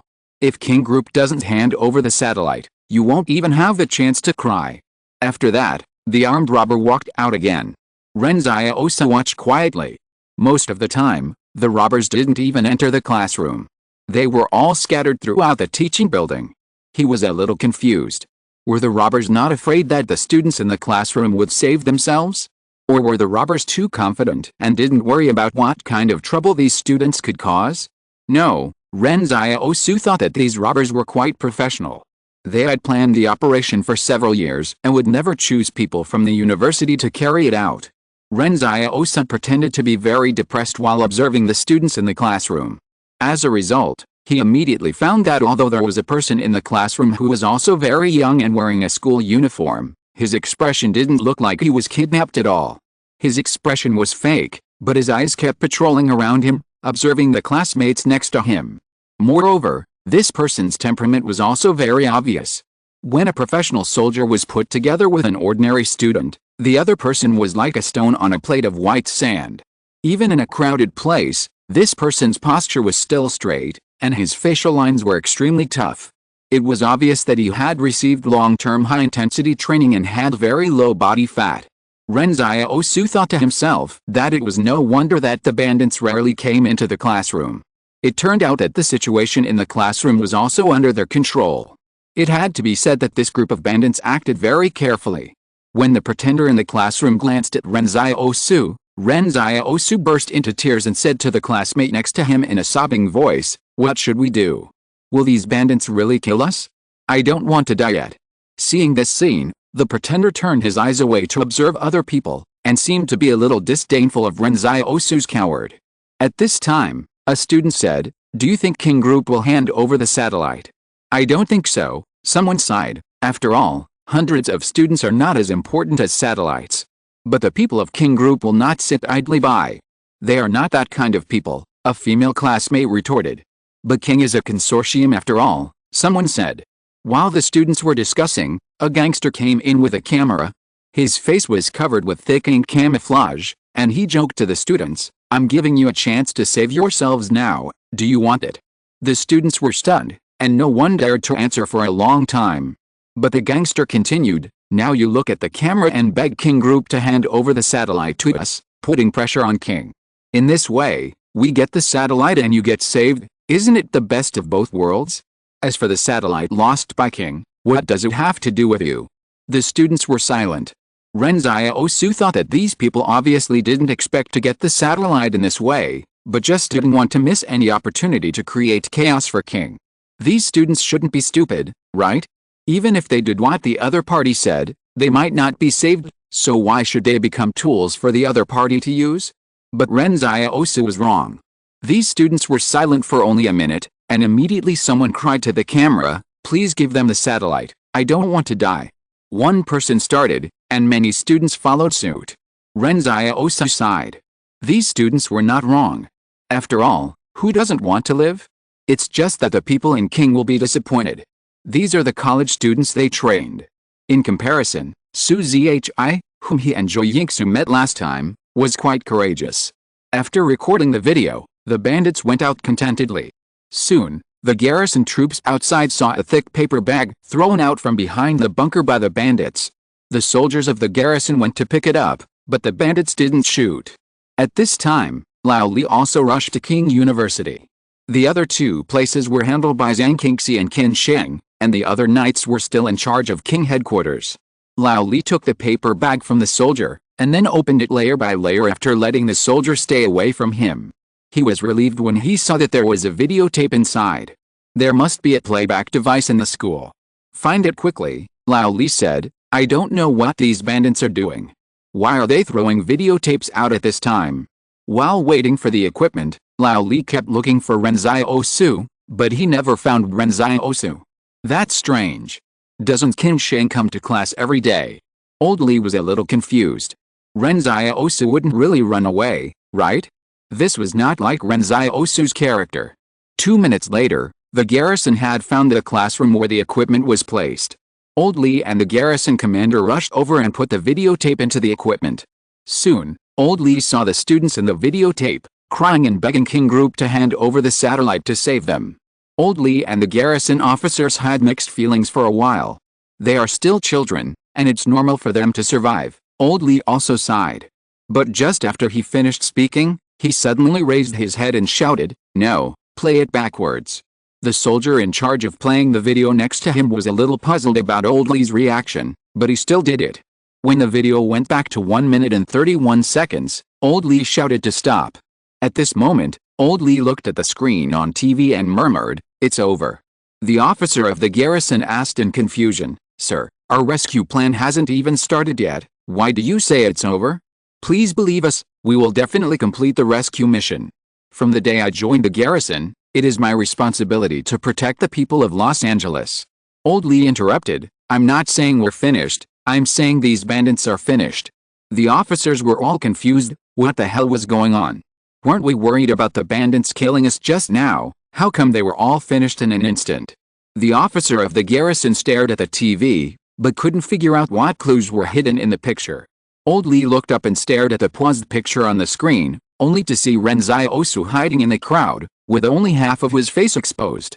If you don't look closely, you really can't find Ren Xiaosu, but Old Li was thinking about finding Ren Xiaosu at the moment, so he found the clues in the video. He thought that this group of bandits was unlucky to have kidnapped Ren Xiaosu. Old Li turned and walked out of the classroom. He said to the officer of the garrison, "I am heading to another kidnapping location now. Let me know when this is over. I won't waste time here. Calm the students down. If any parents come over, tell them that their children will be rescued soon." Update. Chapter 645, Hunting begins. Old Li just left like that. Originally, he came to King University because he was worried about Ren Xiaosu not showing up. Now that he saw Ren Xiaosu being kidnapped, he finally felt relieved. Although it was awkward to say this, the logic was not awkward. It was not that Old Li did not care about the safety of these students. It was just that Los Angeles needed manpower everywhere, and there was really no need for him to waste time. The gangsters in the teaching building began to wait for King's reaction after throwing out a videotape, but they waited for a long time and King did not react at all.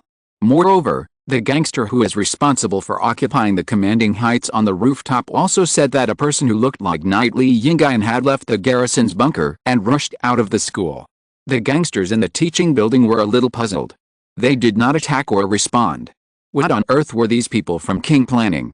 "This is unusual," the leader of the bandits said coldly. Send more people to the roof. This Li Yinglong left the garrison position, and no one has negotiated with us yet. It is very likely that he is preparing for a strong attack. Remember, if the garrison attacks, you must defend it for me. After that, the people around him led another 10 people upstairs. For the bandits, they are serious professional soldiers, so they know very well how difficult it is to attack such a teaching building without using artillery fire. King should not use artillery fire. After all, there are still hundreds of students here. If a cannon is fired, the bandits may not all die, but the students will definitely be gone. King Group is definitely unwilling to bear the pressure of public opinion for killing students with their own hands. At this moment, the leader of the bandits still felt a little uneasy, always feeling that something went wrong, and Lao Li's quiet departure still gave him an ominous premonition. Go and pull out a student, take him to the roof and kill him in front of the garrison troops, the leader of the gang sneered. I want to see what they are up to. The higher-ups want us to delay until night. Will this kind of initiative lead to a radical reaction from the garrison troops? It would be bad if it disrupts the higher-ups' plan, said the adjutant next to him. I also want to follow the original plan, but Li Yingai's abnormal behavior makes me a little uneasy. Do as I say, and it should be okay to kill one to test the reaction. After saying that, the adjutant led his men to the lecture hall. As soon as he entered the door, the originally noisy classroom immediately became quiet, like a group of lambs to be slaughtered. The gangster sneered, we threw the videotape to the people of King Group, but they didn't react at all. You see, we have shown our sincerity, but the other party didn't accept it. It's clear that they just need to give us the satellite, but King Group doesn't seem to care much about you. Capture him and take him upstairs. 2 gangsters next to them grabbed the girl near the door and tried to pull her out. The girl struggled hard, but she was no match for the gangsters. The girl cried out, why are you arresting me? What are you going to do? The student standing nearby stood quietly. A few boys wanted to step forward, but they shook their bodies twice and finally did not have the courage to speak. Let her go, come to me. When this voice came out, even the gangster was stunned. He looked through the crowd of students at Ren Xiaosu who was speaking. It was not that he found Ren Xiaosu at first glance, but when Ren Xiaosu spoke, the students beside him silently made way for him, fearing that the gangster had recognized the wrong person. The gangster looked at Ren Xiaosu with interest. Want to be a hero? Okay, take him to the roof together. Some students were stunned when they saw Ren Xiaosu. Isn't this the person who called for Zhang Hang? How could it be him? There were also Yang Xiaojin's classmates who were also locked up here. They never expected that the person who stood up was not even a student of King in the strict sense.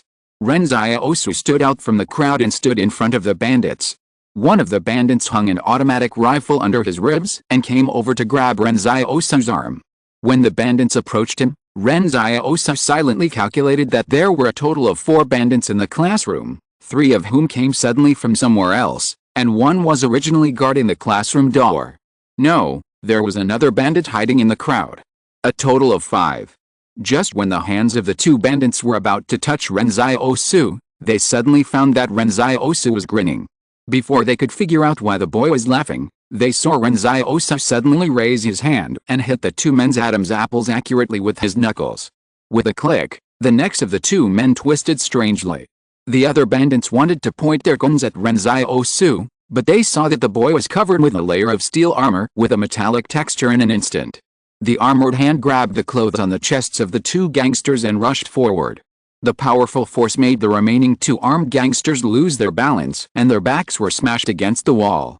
The 2 gangsters were like 2 toys ravaged by monsters, with no resistance. With a bang, the steel armor and the gangsters in the hands of the steel armor broke through the wall of the classroom and rushed to the corridor. The chests of the 2 gangsters seemed to be squeezed into rags of cotton cloth, and they kept coughing up blood. The automatic rifles were hung diagonally on their necks until their heads tilted to the side. For a while, smoke and dust filled the classroom. The students were so shocked that they couldn't speak. They looked at the big hole on the wall of the classroom with a look of confusion and bewilderment. The scene of Ren Xiaosu killing the gangster was too violent. The sense of the picture that the power reached the extreme made all the students feel particularly shocked. Wait, some students reacted, isn't this the legendary Northwest Superman? Why is the other party here? Exclamation mark. Before this, everyone had been discussing Ren Xiaosu enthusiastically for several days, but they could never have imagined that the person they were discussing was right in front of them. Yang Xiaojun's classmates were shocked and surprised. In fact, they were the most shocked people in the whole classroom. The bandits outside heard the noise and quickly moved towards the classroom. Only the bandits at the machine gun positions were still on standby. In 15 seconds at most, these bandits would arrive in the classroom. Ren Xiaosu sneered when he heard the dense footsteps in the outer armor, but he did not stop these people immediately. Instead, he returned to the classroom, pulled out a bandit hiding among the students and broke his neck. A girl looked at Ren Xiaosu's steel armor and said in fear, "You, who are you?" Ren Xiaosu grinned in the steel armor and said, "Me? I am the person Yang Xiaojun likes." The footsteps were coming, and the steel armor and the student's eyes rushed out of the hole in the wall again, as if a beast had started hunting. Update. Chapter 646 Helping Yang Xiaojun Vent Her Anger. Who does Yang Xiaojun like? The students in the classroom were completely confused. This was a topic at King University a few months ago. At that time, someone confessed to Yang Xiaojun, but was ruthlessly rejected. Yang Xiaojun seemed to stand on the opposite side of most students. When everyone discussed this topic privately, they would say that Yang Xiaojun was too arrogant and looked down on the entire King University students. At that time, Yang Xiaojun said that you think that the Students' Union president is excellent because you haven't had the opportunity to see the outside world, and the person I like has never been a flower in a greenhouse. It seems that even Su Zhi was despised by Yang Xiaojun. And now, the person Yang Xiaojun likes has finally appeared. The other party appeared in front of everyone in an extremely domineering way, and then told them that I am the person you have been discussing and admiring for some time, and I am the person Yang Xiaojun likes. This scene makes it seem that Ren Xiaosu is not here to save people, but more like hearing their words of mocking Yang Xiaojun behind her back, and coming to vent her anger for Yang Xiaojun. Otherwise, the other party would not specifically emphasize that he is the person Yang Xiaojun likes. It turns out that Yang Xiaojun did not lie, nor was it for vanity. The person the other party liked seemed to be a human being from a different world from them. Then, this young man came to vent his anger for Yang Xiaojun, so he must like Yang Xiaojun too. This incident also proves from another aspect that Yang Xiaojun himself is not an ordinary person. At this moment, many girls present envy Yang Xiaojun. The gunshots outside kept ringing, dense and full of power. However, from beginning to end, it was the people who fired the guns who screamed in pain. The students in the classroom could also hear the muffled sound of body bones being hit against the wall. Every time it sounded, they would be shocked and trembled once. They could even imagine the scene of the steel armor throwing the bandit against the wall, and the bandit's bones shattered.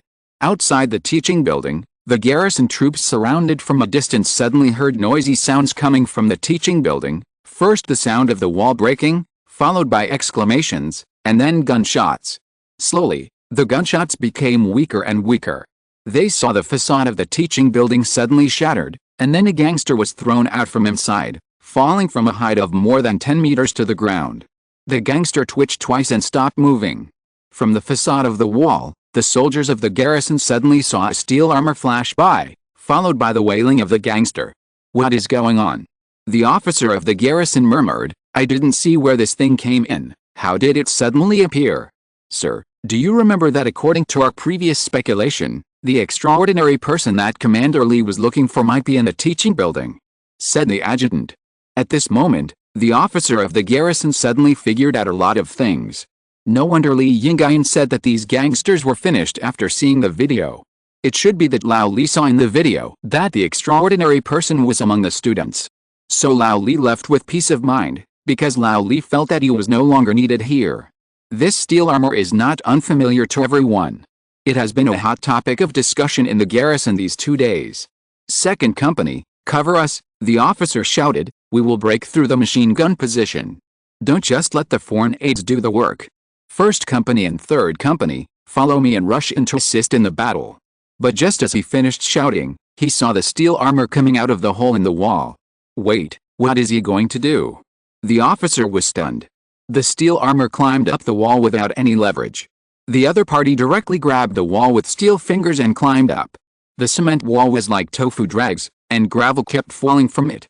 "This is too rough. Is it to save time climbing stairs?" a soldier murmured. "Battalion commander, should we still charge?" "Officer, It seems that we don't need to charge. As he spoke, the steel armor had reached the top of the building. Ren Xiaosu pushed hard with both hands and jumped up. At this moment, the sun was high in the sky in the afternoon. The garrison troops watched the steel armor jump up from the downstairs. The back of the figure overlapped with the sun.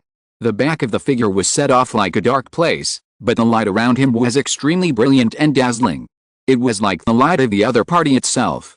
Afterwards, all the garrison troops heard the sound of machine gun fire from the highest roof, and then more than a dozen bandits on the roof were thrown downstairs until the gunfire stopped. The steel armor slowly walked to the edge of the roof and silently looked at the garrison troops downstairs.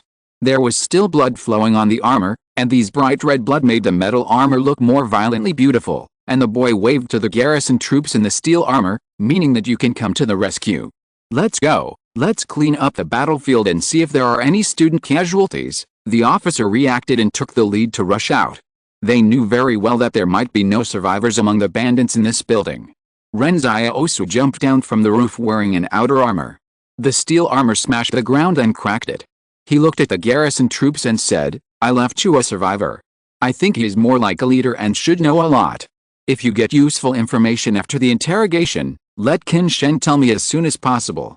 The officer of the garrison nodded hurriedly. Okay, we will interrogate him as soon as possible." The officer's humble attitude was like a little fan in front of an idol. The students inside were brought out. Everyone looked at the steel armor with complicated expressions, and their expressions were as awkward as they could be. After Ren Xiaosu explained to the garrison troops, he turned around and left wearing the steel armor. At this time, the voice of the garrison soldiers came from the periphery. "Madam, you can't go in. This is a martial law area. Get out of my way, my master is inside." Zhou Yingsu roared. How could an ordinary soldier stop Zhou Yingsu? She pushed the soldier away and ran towards Ren Xiaosu. "Master, are you okay? I heard at home that something happened at the university, so I ran over." The students were so numb watching this scene from afar that they stopped thinking. Master? Maid? This boy was the one who saved Suzy Hi? So they had been praising him for so long, but the one they were praising was actually the same person? You know, there are so many people in King University who envy the boy with a maid. Before, it was the girls who envied Yang Xiaojin, but now, it was the boys who envied Ren Xiaosu. It would be fine if he had a girlfriend as beautiful as Yang Xiaojin, but he actually had such a beautiful maid with such a good figure. Zhou Yingsu's looks were actually only above average, but her figure would also add points to her looks.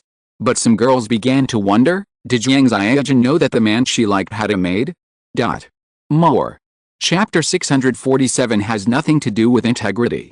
Ren Xiaosu and Zhou Yingsu quickly disappeared from everyone's sight. Because of the chaos, no pedestrians could be seen on the street. "Why did you come here?" Ren Xiaosu asked curiously. "I was preparing to cook for Wang Yuqi and his friends at home, and then I heard the explosion," Zhou Yingsu explained. "At first I didn't care, after all, it had nothing to do with me. But then the neighbors next door ran out in a hurry, shouting that something happened at King University and they wanted to find their children. Then I wondered if you would be okay, master." These days, Zhou Yingsu had nothing to do at home, and she became a nanny for Wang Yuqi and his friends. She cooked for them in various ways every day to supplement their nutrition so that they could concentrate on the college entrance examination. As a result, Zhou Yingsu's status in the hearts of Wang Yuqi and his friends was rising sharply. Apart from anything else, Zhou Yingsu's cooking was really good. She was just too lazy to cook before, but now she didn't know what was wrong with her mind. She actually cooked every day and asked Ren Xiaosu for credit. Ren Xiaosu thought for a moment and said, "Today's battle is inevitable, but now is just a prelude.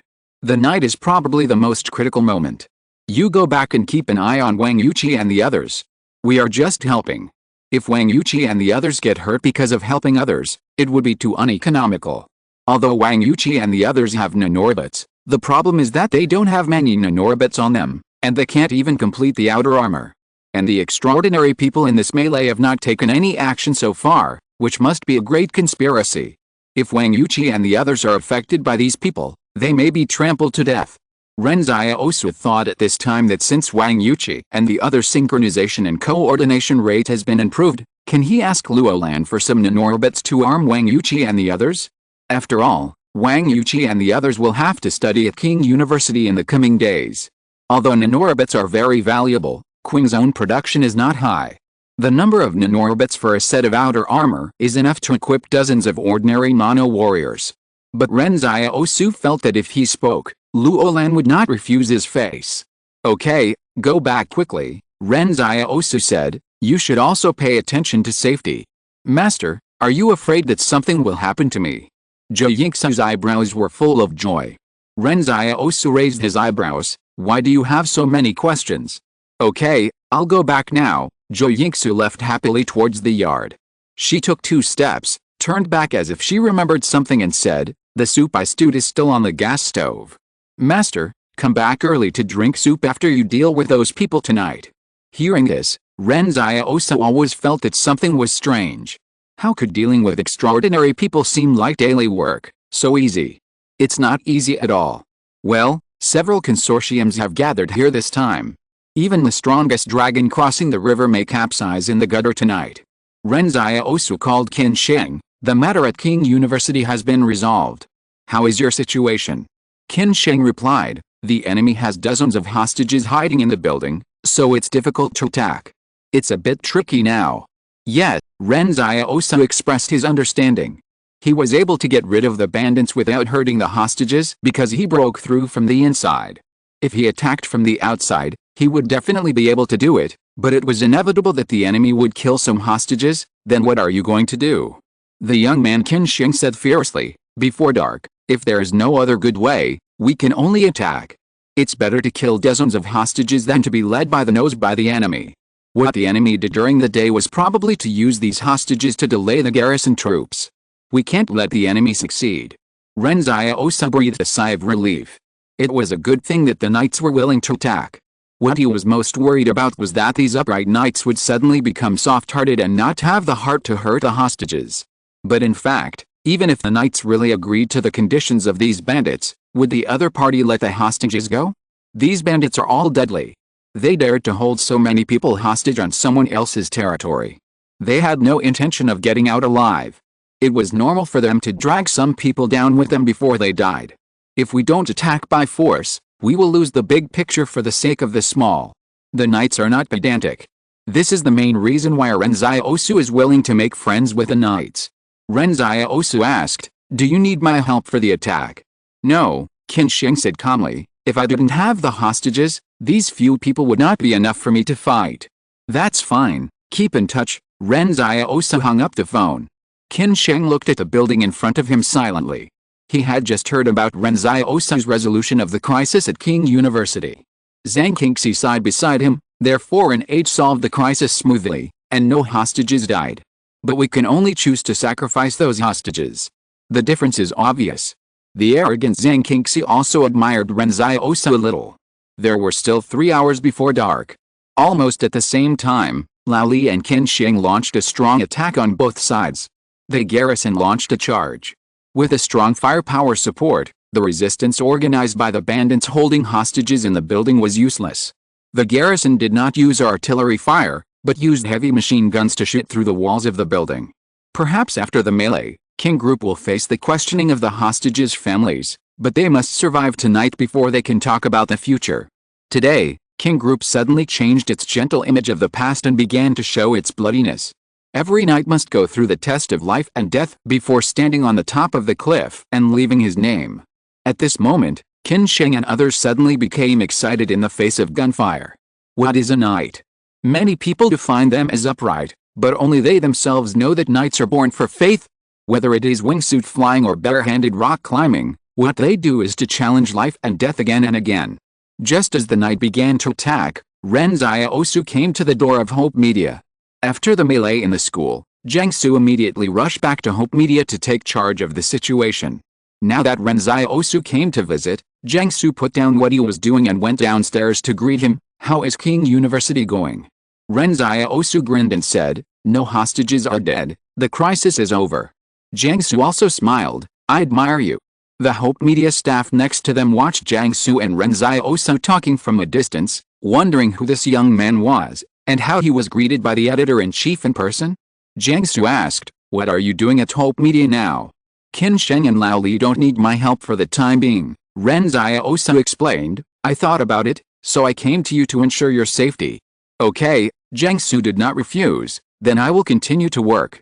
There are too many things to record and organize today. Well, just give me a chair. In the Hope Media building, everyone was busy recording the truth of today, urgently typesetting, and printing more newspapers. The young man sat at the door of the building with a chair, waiting for the uninvited guests to come and die. Add more, go to catch up on sleep, and continue writing when you wake up at night. If you're listening to this novel on a channel other than Fanfic World, it means they downloaded and uploaded it without effort. We cordially invite you to visit our channel, Mundo Fanfic Novelis. There you'll find the original version of this story and you can explore many other novels of various genres. We're waiting for you to immerse yourself in a world of incredible novels. Chapter 648 Heavy as a Mountain. Ren Xiaosu's stay in the courtyard of Hope Media was not a meaningless move.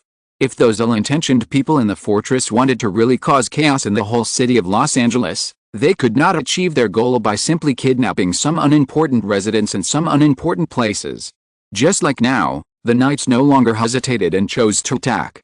Putting aside the hostages in their hands, those hostage-taking bandits were simply vulnerable in front of the regular army and the extraordinary. So, what Ren Xiaosu and his men could think of, couldn't the other party think of it? If they really wanted to contain the garrison troops and the knights and make the knights afraid to act rashly, they had to catch the most important people. Who is the most important? For King Group, Su-Kei was the most important, and the group of people behind Ren Xiaosu were also the most important. The knights were the hardest bones of King Group. If someone wanted to attack King Group, they would actually use their hardest fists to smash the other party into pieces. And Hope Media was the spirit of King Group. Ren Xiaosu knew from chatting with Jiang Su that this Hope Media was jointly established by him and Su-Kei after discussion.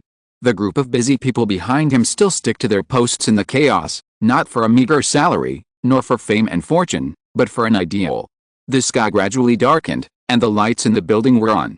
Under the lights, hundreds of people were fighting for their ideals. Aren't they afraid? How could it be possible? Fear is human instinct, but they just can't leave. Today's Hope Media newspaper is a bit special. 3 pages were published in one day. 1 page is normal, and the other 2 pages are relatively thin, only recording these things that happened in Los Angeles. Once the content of the manuscript is approved, it will be immediately transmitted to the Hope Media branch of the entire Barrier Alliance via satellite and printed locally. Jiang Su did this because he wanted to use the power in his hands to shout to the world and let the world see what happened in Los Angeles. However, the Hope Media branches in various places also encountered some resistance. The printing factory of the Kong Consortium suddenly began to refuse to print the Hope Media newspaper. The Kong Consortium did not refuse very forcefully, but the printing factory said that the paper in the factory's inventory had been used up. Sorry, they could not print today and would have to print tomorrow. It was clear that they wanted to get through today first. As for tomorrow, it was hard to say whether the media would still be there. Among the consortium forces in the entire Central Plains, only the fire company remained silent, as if it was standing out of the matter. In the past, everyone thought that Fire and King were in a relationship of mutual assistance, but unexpectedly, at this critical moment, Fire chose to stand by and watch. No one knew what Fire was doing, and no one had the energy to pay attention to them. Everything would be decided after tonight. Jiang Su stood on the top floor of the building. Because he had read too many manuscripts, he felt extremely tired. The deputy editor-in-chief stood in front of the French window of his office, looking at Ren Xiaosu sitting in the yard downstairs. The clothes that the boy wore were not expensive, and even in the eyes of many people in the barrier, they might be a little shabby. The chair he sat on was not imposing at all, just a broken wooden chair. But for some reason, when the deputy editor-in-chief Ji looked at the figure of the other party, he always felt as heavy as a mountain. Editor-in-chief, who is this boy? Ji asked. He is the one who said that sentence on the 5th page? Jiang Su also stood up and came to the glass window. He said that sentence. Ji was stunned for a moment, then what is he doing now? Why is he sitting in our yard? He is protecting us. Jiang Su looked at Ren Xiaosu's figure and smiled. Tell everyone not to be afraid, no one can enter the Hope Media building tonight. Do you trust him so much? Ji asked in confusion. At first I thought that he might have heard that sentence from somewhere, so I only value that sentence, but not the person. And I just thought that sentence was a treasure of this era. Jiangsu suddenly answered the question irrelevantly. Later, I gradually got to know him and realized that it was not a coincidence that he could say that sentence. Okay, let's continue working, we still have a lot of things to do. At this time, the staff coming and going in the Hope Media building could see Ren Xiaosu at the door, and the colleagues at the window would occasionally glance at Ren Xiaosu's back when they were tired. Somehow, the panic in my heart would calm down a little. There was a female editor who had learned sketching. During a break, she even used simple lines to draw Ren Xiaosu's back while he was sitting on a chair. Stable, peaceful, and confident. It seemed that no matter who came, no one could shake the boy. When night fell, Lao Li and Zhang Qingxi finally finished cleaning up all the bandits.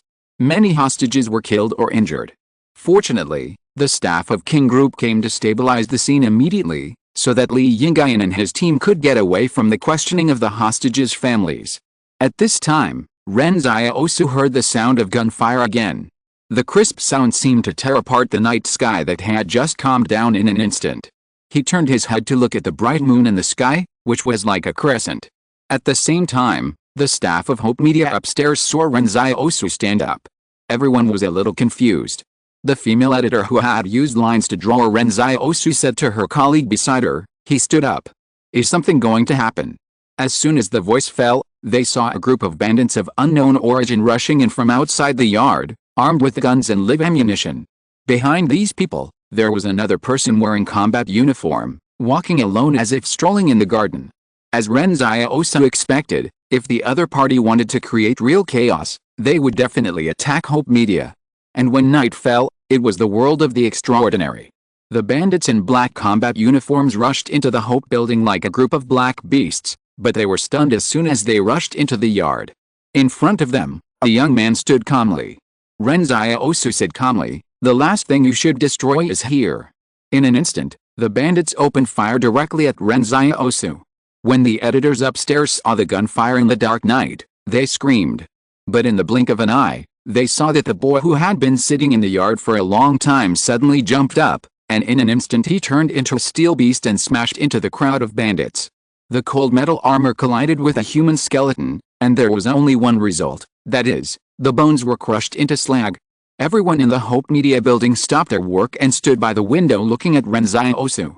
A male reporter picked up a chair and yelled, if you're a man, rush down with me to help him. As soon as he finished speaking, Jiangsu came to their office and said coldly, what are you all watching here? Don't you think it's not chaotic enough? Hurry up and do your work. Do you think he is here to protect us? No, he is protecting what we are doing, fighting for the truth. Put away your unnecessary enthusiasm and do the only valuable thing you can do now. Even if you die, you must die on the road to pursuing the truth.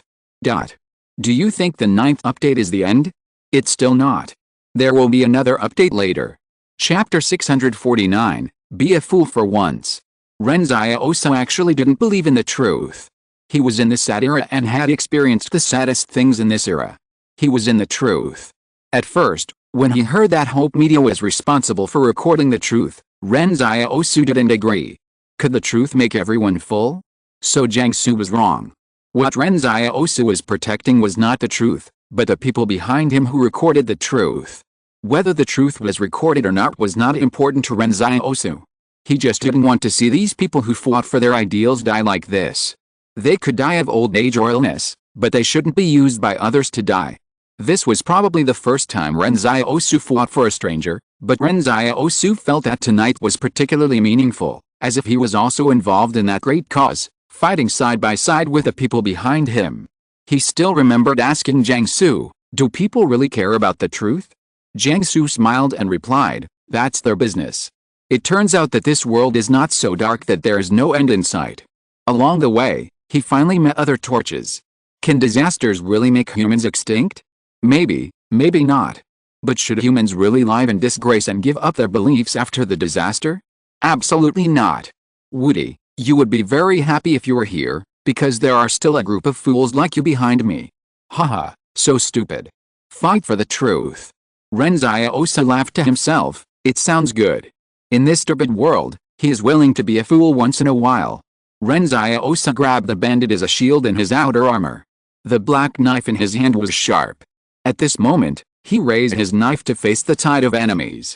The black knife was like a black eternal flag.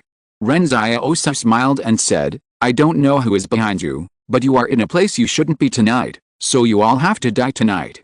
The dark clouds in the sky finally covered the crescent moon that was as sharp as a knife and a hook. The sky changed. The next moment, Ren Xiaosu once again crashed into the crowd and slashed with his knife. It was like mowing grass to harvest life. Jiang Su stood in front of the French window and watched all this quietly. He felt the strength in the boy's body, which did not come from every muscle and every bone in his body, but from the strength of his heart. Jiang Su looked back at all the colleagues in the office and said something inexplicable with a smile, "From today on, we are no longer alone." Because they had no way to take Ren Xiaosu, the bandits began to call for reinforcements on the communication channel. Originally, they were going to control 4 important locations when night fell, led by 4 extraordinary people, but the appearance of Ren Xiaosu completely disrupted their plan. Hope Media was really too important. It was the most important move for these people behind the scenes. If they couldn't take down Hope Media, they would not be able to control the rhythm of the garrison. Slowly, bandits from other places also gathered here. Ren Xiaosu seemed to be unable to kill all the enemies in the middle of it. The steel armor sparked countless sparks and the metal frenzy spliced by gunfire. The sparks from the friction of bullets hitting him were like another layer of armor like fire for him. However, no one could get past him and enter the building of Hope Media. Some bandits started to try to break through from the rear, but when they just climbed over the back wall of the yard, they found a man wearing a white mask in the shadow of the backyard. "Oh no, it's this white mask," someone said in despair. "These bandits are the elite of the consortium. How could they not know that a man wearing a white mask had recently appeared? This is another cross-river dragon who has registered with various forces, and the Spark Company has no way to deal with him." More and more bandits rushed to the Hope Media building and then died. The faces kept changing, and the only thing that remained unchanged was the steel armor that was always fighting and the white mask behind. Ren Xiaosu fought against the demons and monsters of the entire barrier with his own strength until the corpses of the enemies formed mountains around him and cast his throne. People now call Zhang Jinglin the King of the North, but Zhang Jinglin himself said that the King of the North is someone else. Suddenly, a superhuman hidden among the bandits burst out and attacked. When he came in front of Ren Xiaosu, he rolled up a circle of earth waves and wanted to bury Ren Xiaosu under the ground. But before he could complete his magic, the earth waves were completely smashed. Ren Xiaosu said coldly, "You are overestimating yourself." With a knife, a superhuman fell.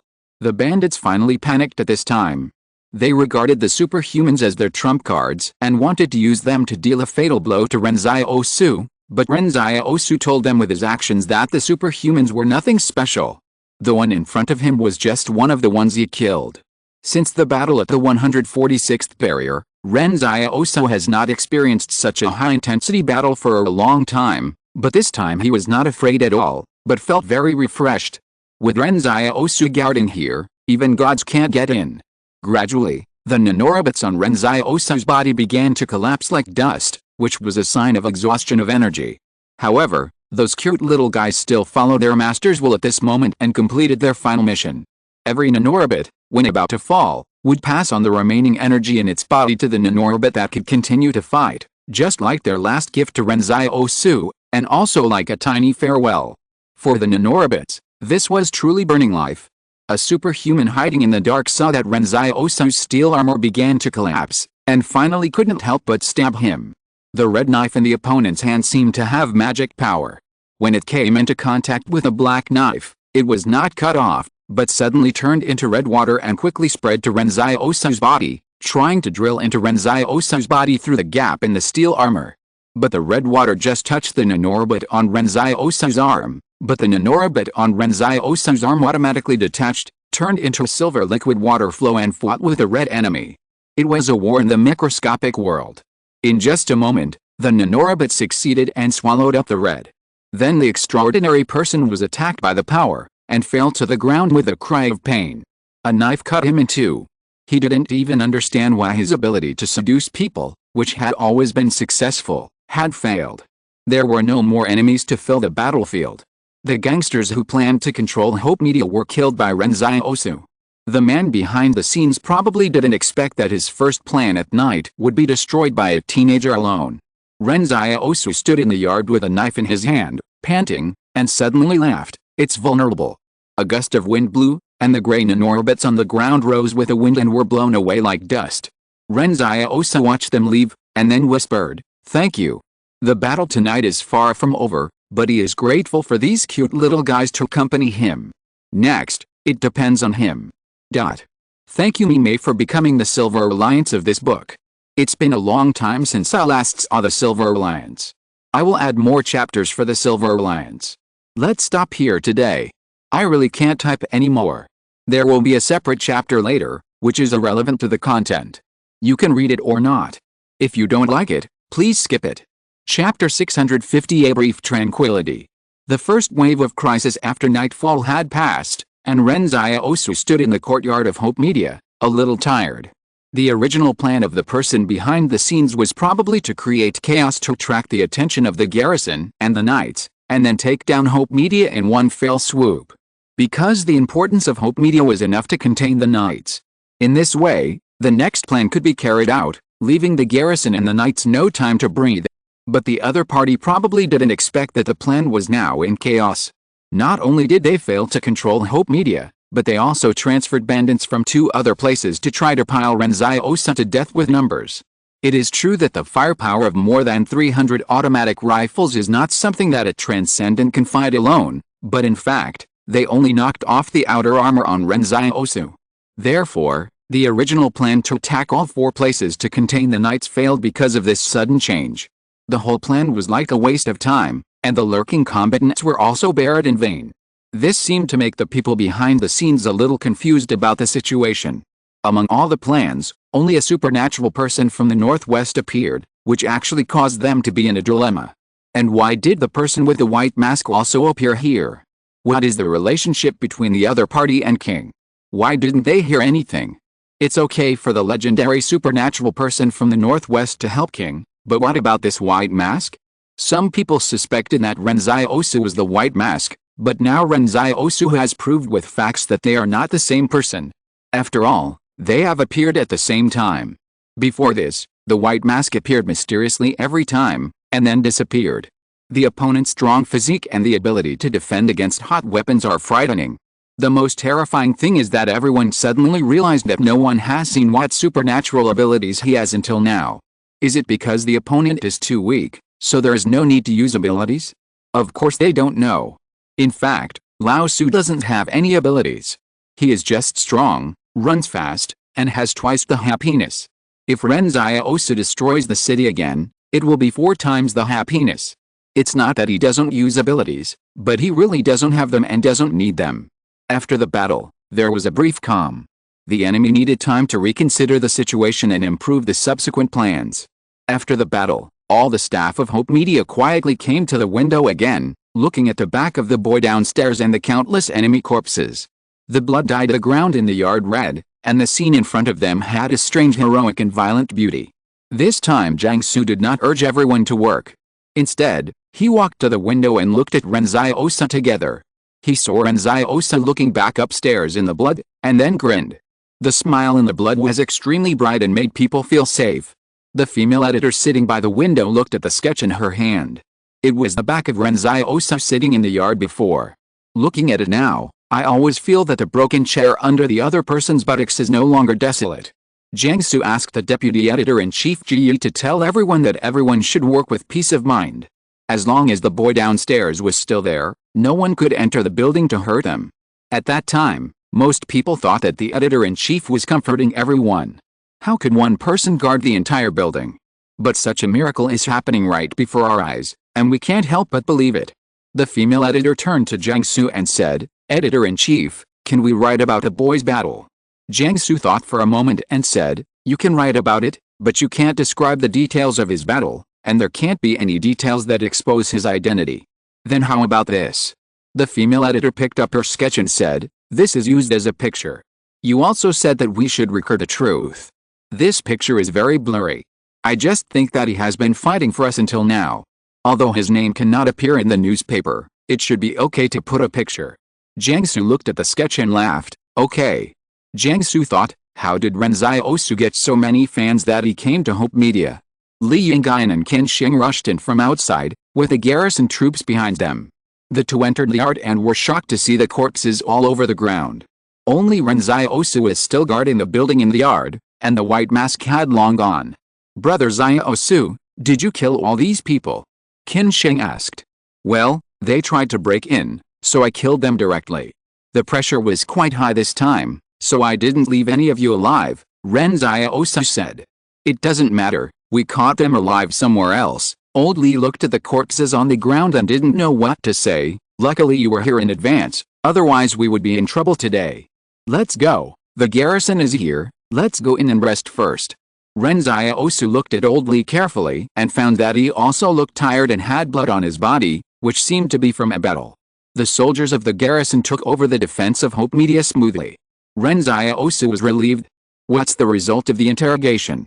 It's very hard to pry open, Qin Sheng shook his head and said, but we found that the Wang, Kong and Zhou families should have reached a short-term agreement, like they want to get rid of King first and then rely on their own abilities. The bandits in the afternoon and the bandits after nightfall look the same, but they don't belong to the same consortium. Even the Food Tribe people who acted tonight are not from the same consortium.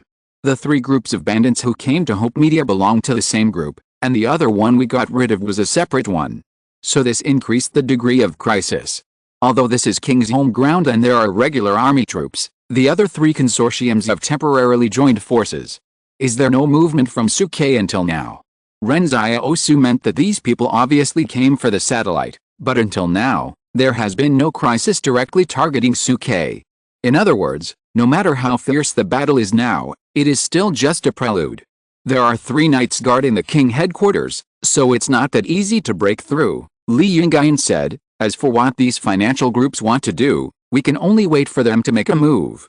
By the way, there are definitely traitors in the King group, and we can only eliminate them after they reveal their true colors. Now that you have revealed your identity, the other party is likely to target you through clues. I remember that you also brought people into Luocheng. Will they be okay? Why don't you go back and take care of them? Ren Xiaosu is stunned for a moment. Does this mean that someone will harm Zhou Yingsu and the others? He thought of the current ability of the head maid, and shook his head. I'm really not worried about this at all. I overdrew my energy yesterday, and I feel a little slow today.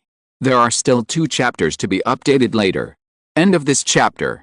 Thank you very much for reaching the end. Don't forget to like. Looking for more exclusive content and immediate access? Subscribe to our Patreon. Remember, every like, subscription, or donation encourages us to continue. Thanks to everyone, see you in the next video.